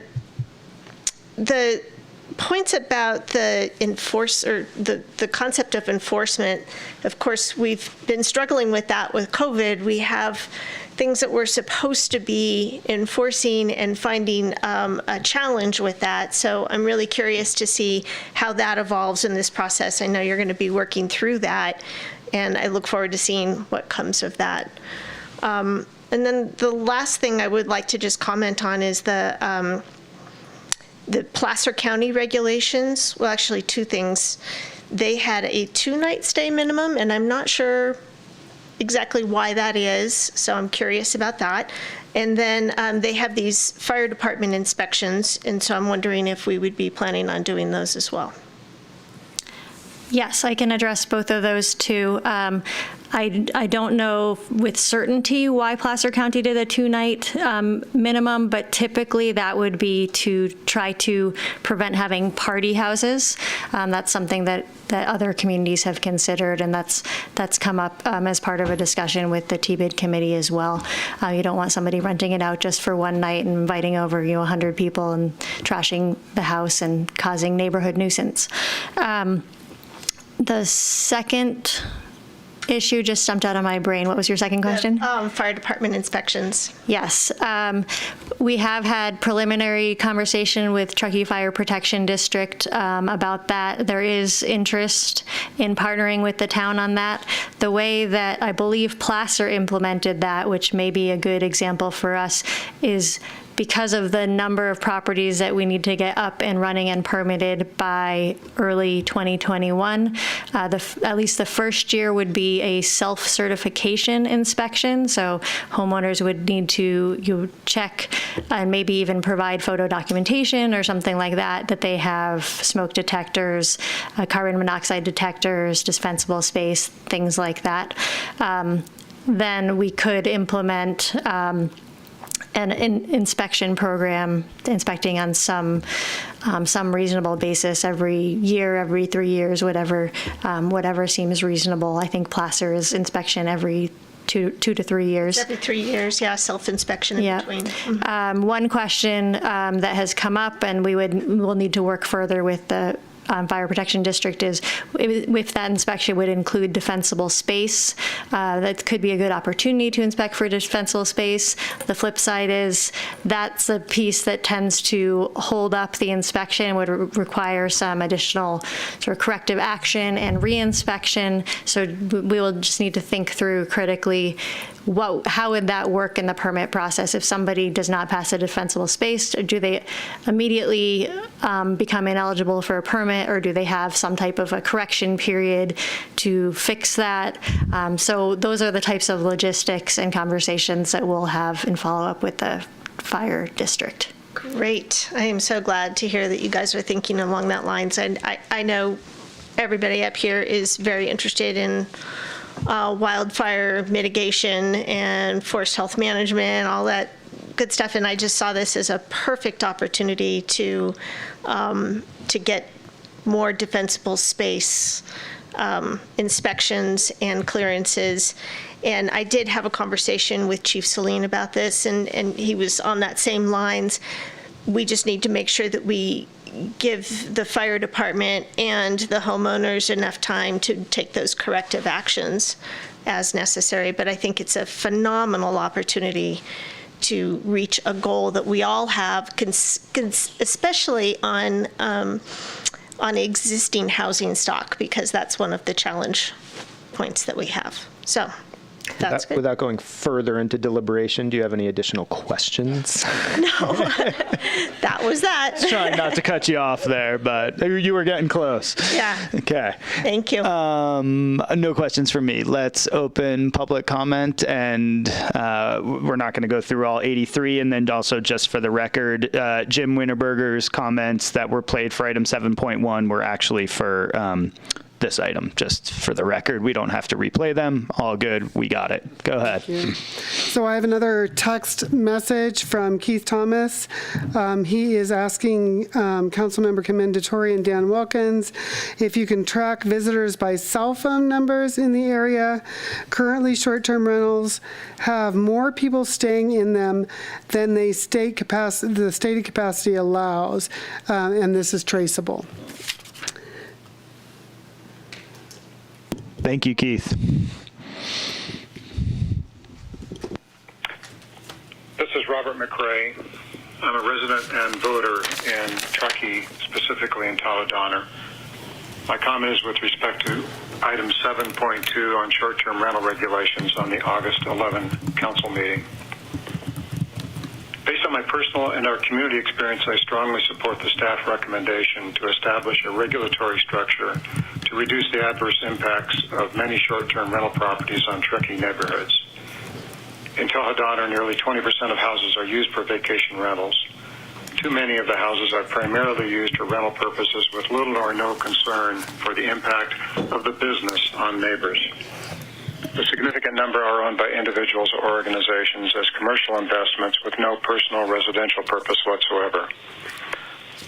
A simple online examination turns up properties that are featured as sleeping more than people than some boutique hotels. They are in reality operated as hotels within a residential zone. In addition to the types of controls described in the staff report, establishing and enforcing a limit on the number of nights and number of renters should be considered. I also recommend that permits to operate an STR be subject to periodic review with notice to nearby owners. This approach will assist the town in identifying and controlling problem houses. Thank you for your work. Thank you, Robert. Good morning. My name is Nova Lantsegi, and I will be speaking on the short-term rentals comment item. Thank you very much for discussing them at this meeting. As you're well aware, our area has experienced record visitation this summer to the extent that even the town has asked visitors to stay away on the weekend. I implore you to do more than ask and take action to pass a temporary ordinance calling for a moratorium on short-term rentals during the weekend for the remainder of the pandemic. If weekly visitation becomes increasingly problematic, I ask that you amend this ordinance to arrest all short-term rentals. Furthermore, I ask that you enact an ordinance similar to Measure T in Salt Lake Tahoe to control short-term rentals. Our neighborhoods are not residential. Our neighborhoods are residential and not intended to be commercial with all the traffic noise and trash that ensues. Furthermore, turning residences into what essentially are hotels, the fabric of our community is eroded with raised property values pricing out local families and homes becoming short-term rentals rather than long-term rentals that could benefit our local community. Measure T does not ban all short-term rentals. Rather, it preserves both the neighborhoods and community while still allowing up to 30 days of short-term rentals to augment a property owner's income. Measure T has also recently been upheld and is valid in court. Please consider passing an ordinance such as this for the town. Secondly, I would ask that you extend the recent no overnight parking ordinance to include the east end of East River Street near the Legacy Trail. This area has seen drastic amounts of overnight parking, along with the associated trash and human waste public health concerns. Finally, I ask that you include language in the ballot measure this November for the increase in TOT from 10 to 12% to include language allocating a specific amount of funds towards trash and graffiti mitigation annually, and to include this in your annual budget. Thank you very much for your time and all of the hard work you're doing. I know you guys are having a hard time of it. Thank you and take care. Bye-bye. Thank you, Nova. Hello, Mr. Mayor and members of the Town Council. Thank you for the opportunity to speak tonight. This is John Falk, Legislative Advocate for the Tahoe Sierra Board of Realtors, and I am tonight speaking on Agenda Item 7.2, the short-term rental permitting process and ordinance consideration. Please do reference our two-page correspondence for the broader discussion of the issues. We sent that to you electronically earlier in the day. And to start, let me just say that we are pleased to see the town seeking a more proactive stance when it comes to STR nuisance abatement and adding the teeth necessary to ensure that those few bad actors that are out there do not do damage to this vitally important aspect of our region's tourism-based economy. As was outlined in the staff report, 3 policy objectives are worthy of consideration at this time. The first, generating rules to reduce nuisance complaints such as noise, occupancy, parking, trash. Absolutely. Second, establishing a licensing and enforcement framework to promote best practices. Absolutely again. And third, ramping up the oversight and enforcement to ensure that these anti-nuisance measures have the teeth necessary to produce good behavior and punish bad actors. To these ends, we would urge you to make every effort to keep the licensing fees low, ensuring that this remains an affordable practice for all who may wish to rent out their home from time to time. Concurrently, the fine structure should reflect the seriousness with which the council and the community wishes to see the abatement of nuisance issues. So to that end, we urge you to take up the issue and follow the recommendation of staff moving the first 3 items forward, and we wish to be included in the discussions and drafting of the ordinances. Thank you for this opportunity to speak. Thank you, John. Good evening, Mayor and Council members. My name is Jennifer Jennings, and I'm calling regarding item 7.2 on tonight's agenda. I support staff's recommendation to proceed in an expedited manner to develop short-term rental regulations in Truckee. I have appeared before the council a number of times urging action on short-term rentals, and I'm very happy to see the first steps tonight. The proliferation of short-term rentals in some Truckee neighborhoods has, in effect, created unregulated commercial zones. I think the recently enacted Placer County ordinance is a good template for the staff to begin with, but I take exception to the ordinance's residential association exemption. I attended a Placer County Board of Supervisors meeting where the draft STR regulations were discussed. It appeared to me that the residential association exemption in Placer County was developed primarily for condo associations, many with on-site 24/7 rental management. I called Placer County to ask about their experience with the exemption, but I have not heard back. In any case, I do not believe that Truckee's STR ordinance should include the possibility of exempting from its scope well over half the STRs in Truckee. Thank you for your attention. I hope the council will approve the staff's recommendation. I look forward to commenting on the draft STR regulations. Thank you for your work on behalf of the citizens of Truckee. Thank you, Jennifer. Hi, this is for item number 7.2. I'm going to be succinct. My name is Shelley Braden, and I am the sales director for a local property management company, Turnkey Vacation Rentals, and service the voice for 240 Truckee and North Lake Tahoe property owners. I've personally lived and loved this community for over 20 years and care deeply about Truckee's future. I'd like to say that Turnkey wholeheartedly endorses the need for STR regulations as long as they are fair to owners, benefit the community as a whole, and are easy to enforce at a town level. Secondly, I want to note that we support the TTBID's recommendations for the STR framework. I think we can all agree tourism is critical to a vibrant and prosperous Truckee. Because Turnkey fervently believes that we have a responsibility to be good stewards, we conduct several security measures to ensure the homes we manage are not nuisances regarding noise, trash, parking, etc. Some of the precautions include bank-level security screening of our guests prior to booking. We have screening phone calls to review guest and local jurisdiction policies. We do require bear boxes, with the exception of community dumpster systems such as North Star. We employ noise and occupancy monitoring devices inside each and every one of our homes, and we have a 24/7 presence and an ability to respond in person within 60 minutes. And when homes are properly managed, short-term rentals are a positive and necessary component of this community. And very importantly, short-term rentals subsidize our local businesses, restaurants, and attractions. And this is something that our full-time residents cannot do independently, all the while earning the town valuable tax revenue. Short-term rentals also provide jobs for local residences. Turnkey personally employs 25 different cleaning companies and 30 handyman and home maintenance type services. Okay, 2 last points. Garbage. STRs generate a ton of TOT tax dollars. I would personally like to see these funds better utilized to address our community trash issue. And I want to note that this is a community trash issue. You cannot pinpoint this on one people group.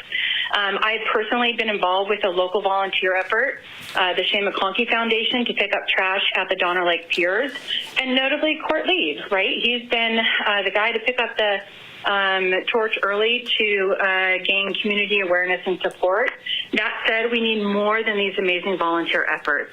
Lastly, I want to caution against item number 4, which entertains the idea of limiting the number of STRs in our community. On so many levels, this threatens to be harmful to our community, including an imposition of property rights, reduction in local jobs, reduced economic support of our local small businesses, and a devastating loss of She exceeded 3 minutes. Yeah. Thank you, Shelley. Hi.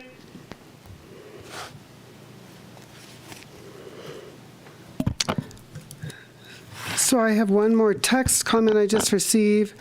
Why would we want to give TBID the power to adjust the occupancy tax and also lowering it while increasing local tax?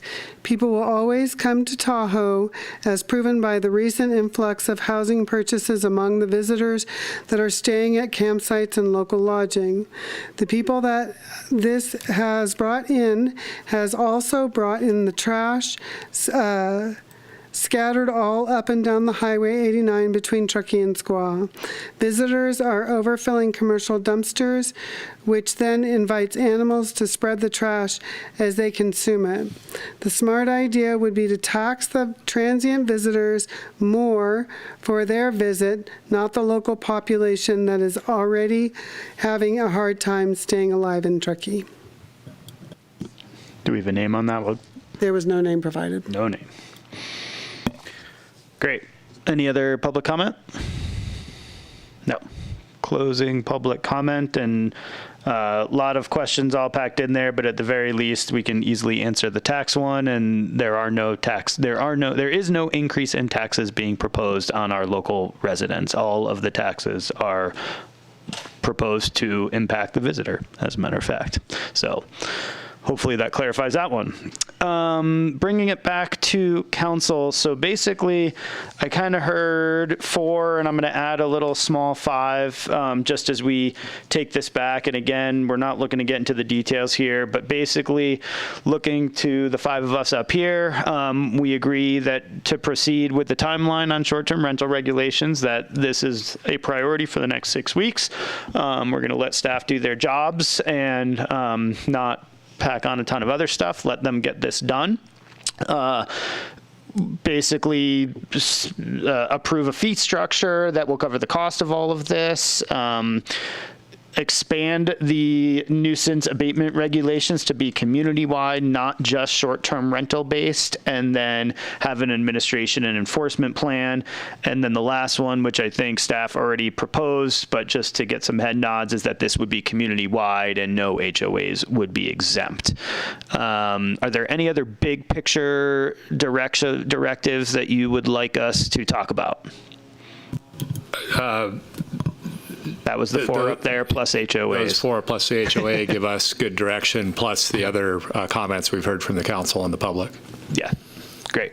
Okay, so there's no action, right? This is, there is an action. There is, You do want action. Yeah. Okay, so let's quickly bring it back, just have a very broad discussion about those 4 bullets, any additional questions in the HOA, so kind of 5 bullets, and then we can take action on what's in front of us, which is basically the 4 bullets. So, Councilmember, or Jessica, you had a question, or you just go ahead? No, Whatever I you just want to do. had a thought that I wanted to bring up. Please. So it sounds like we have about somewhere in the 1,700 range of homes. We have about 1,300 that are reporting. So doing some simple arithmetic, we have maybe 400 homes that are not reporting.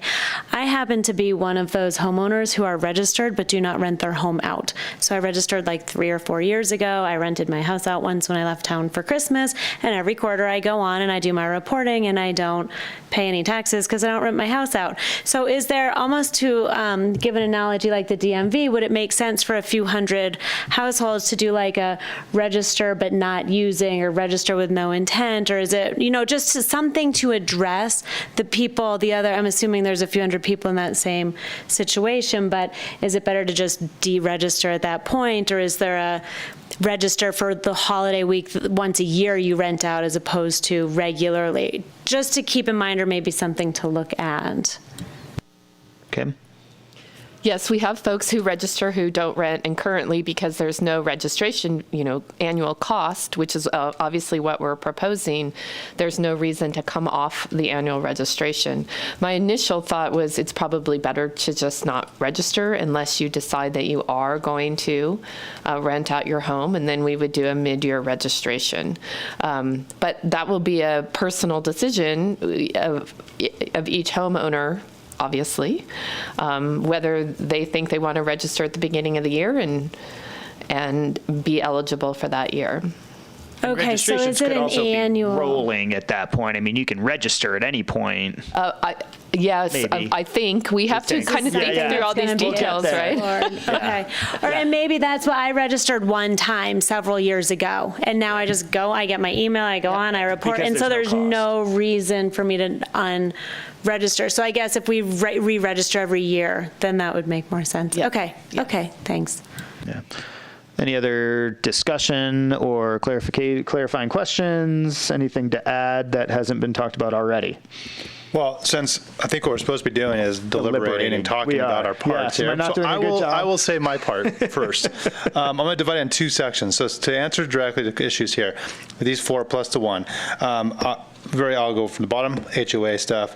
HOA should be included for a simple reason, is it needs to be simple if it's going to be effective. If it's going to be effective, it needs to be simple. So that should be the same.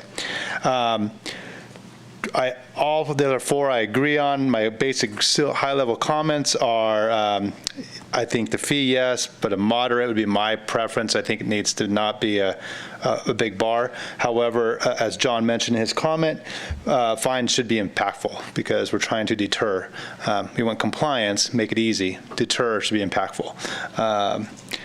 The other one, which was not on here, which you asked about, it just kind of throw my other part out there, is I think the limiting, that the further discussion down the road it's a hot potato, and it's not a simple, easy answer, and I definitely don't feel good about that, and I'm glad it's not on this currently to keep us focused. Changing off that, just kind of more to general topics, as I haven't said much on it. I did mention some of the numbers that you brought up. I have a little different, but they're very similar. 43% of the inventory from one property manager is being used by their owners. That means 43%, I don't know how to use that in math, but a big increase of people living here that are not short-term rentals because they're using their own homes. So that's the first thing. The second thing is his occupancy rate, which I don't know how he measured it, so I've got to give a little bit of a grain of salt here, but 92% would be equivalent to what he'd be at today a year ago, and they're at 68% now.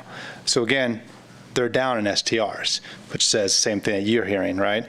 My point being is that this is a big issue, and I think we should be moving forward, and I think we're doing the right things. But I think the response needs to be according. We can't be overreacting to something we think is out there that's not really showing in the numbers, and that by doing these things and the model of which we've chosen is probably the appropriate model and to focus and get it done.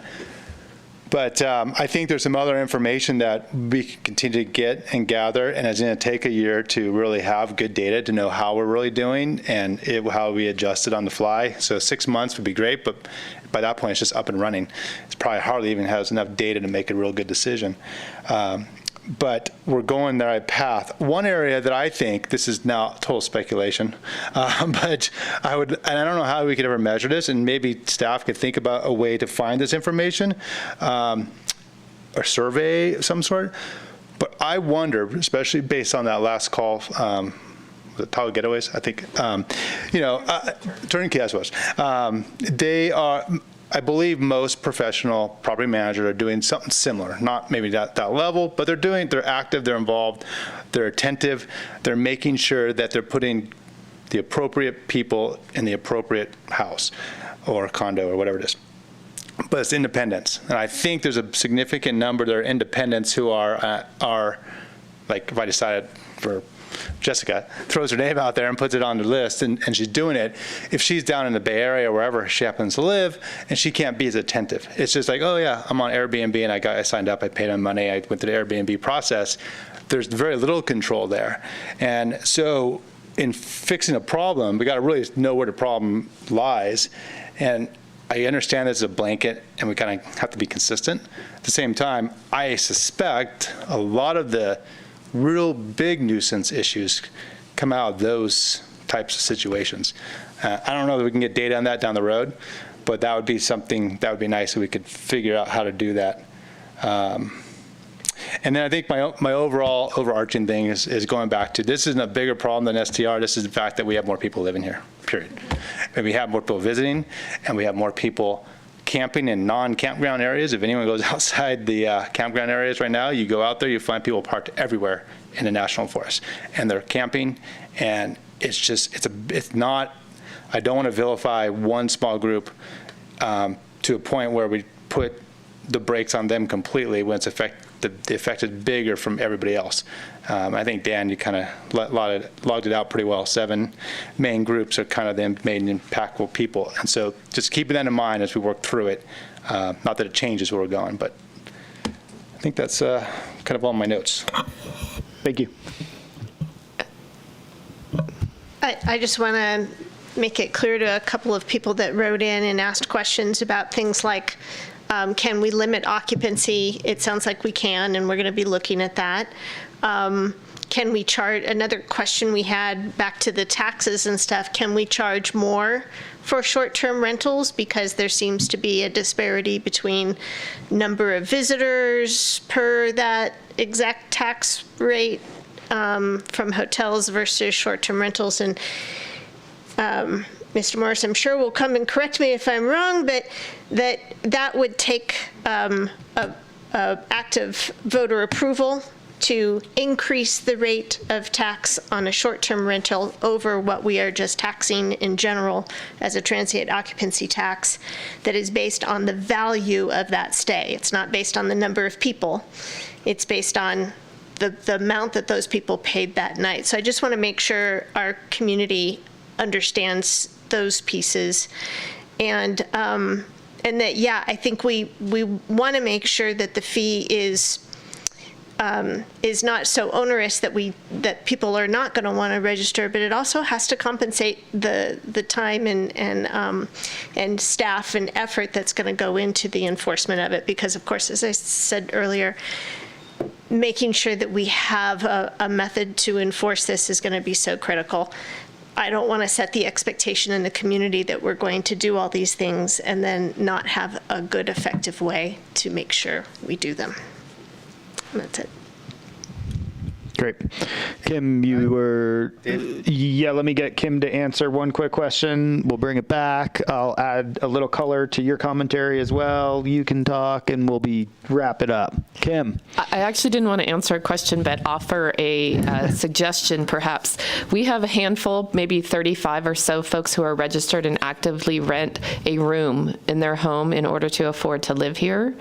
And so it's going to be staff's recommendation before all 35 of those people call y'all, that we would treat them differently and recognize that. So you stole exactly what I was going to say. No, you nailed it.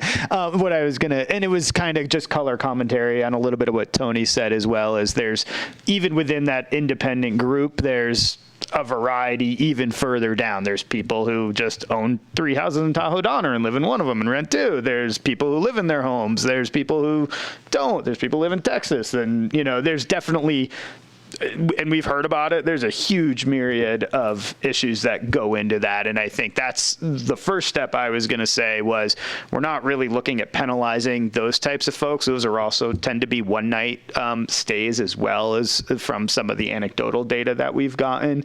And so that's definitely not something we're not going to onerously, make a bigger impact on. But go ahead. Well, I was going to say, and Anna brings a point that a lot of people have said in their public comment about the fee structure being to cover all this costs. I would argue, if I was a person in their seats, and I'm not, but that's what my TOT tax goes for, isn't it? They're already taxing. You're creating a system to correct a tax and a permit process to do that, and then we're adding a bigger fee to cover the cost to do the cost to bring money in. It's just a circle thing. And my point is that it needs to be fair. It doesn't mean that we should not have it. It just means to be fair and an achievable number, and to get people to comply and get them in, because what we really want is compliance. And what we really want is to get people involved in it. And then the fine structure could be something that is impactful to help mitigate for those who are actually not helping the problem, they're making the problem worse. And those are the people that we really care about, which really kind of goes back down to, I think, is figuring out the ones that are the real issues. And I have to imagine out of 1,300, we're talking, I don't even know what the number would be, but 10% maybe are the real problems that we have, reoccurring problems. Yep. So we'll save that first comment for the budget meeting, and we'll let Kim go through how all of the different revenue sources work to benefit the whole. We won't go into a debate about all of that at the moment, but I'm hearing basic agreement. So Councilmember Abrams, do you have a comment, or are you ready to make a motion, or both? I have a brief comment. I'm happy to make a motion as well. I completely agree with all 4 of these. I think it's going to be really important, because we don't have the specific data on what is the root of the problem that is causing the community-wide nuisance. It could be the second homeowner who decided to move here and invite 10 friends to come visit, and now they're out partying and they're doing the trash and they have 10 cars parked. So really focusing strongly on the prevention or the enforcement around community-wide nuisance abatement, so that we can ensure, really the goal is to not have so many cars, to not have 30 people partying late at night and throwing their trash all over the place. Well, we don't necessarily know that those are all coming from short-term rentals. So having that registration fee that's going to cover the enforcement of the nuisance abatement, I feel like is just critical in looking at how is it going to be enforced? How do we know that we don't have too many people per room or too many vehicles per people? So, but otherwise, yes, I say have at it, and I cannot wait to see what this looks like. And a motion. From now. Excuse me, everybody wants to chime back in. Well, no, I didn't chime in before. I only asked questions. Oh, I'm so sorry. Did I not do this then? No. Oh, I sincerely apologize. That's okay. I'm so sorry. I sincerely apologize. Okay. We forgive I told you I'm not on my game. They already corrected me once at this end. Now that was your turn. We're all even. please. Okay, no, I will be very, very brief and direct. I support the staff recommendation as outlined. I think it's very pragmatic, and it's time to move forward with this. We received a lot of community feedback. I think the overwhelming majority supported this as well, and I want to thank everyone from the public, over 80 comments again that we received. So I appreciate the fact that there's a clarifying a descriptor here that we're looking for community-wide nuisance abatement regulations. So we're not necessarily just singling out short-term rentals, and I think my fellow council members here have made the point that this just isn't one particular segment. But so I appreciate the thought that has gone into this, and appreciate the fact that this is going to be compressed, and we'll look forward to the detail to come. So thank you. Now you get to make the motion. Okay.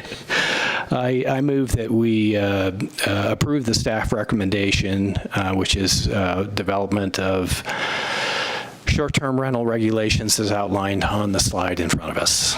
Second. And all in favor? Aye. Aye. Any opposed? Motion passes. Thank you very much. Sorry for running that poorly.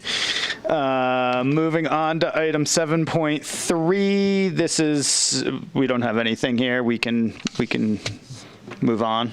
This is a request to continue the appeal of the Donner Lake 6 approval, although actually we do have a public comment.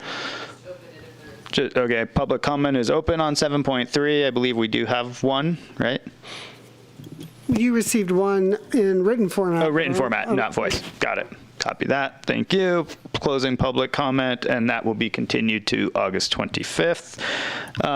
If everybody's got a good 5 minutes left in them just to do council reports, we do have a quick closed session afterwards.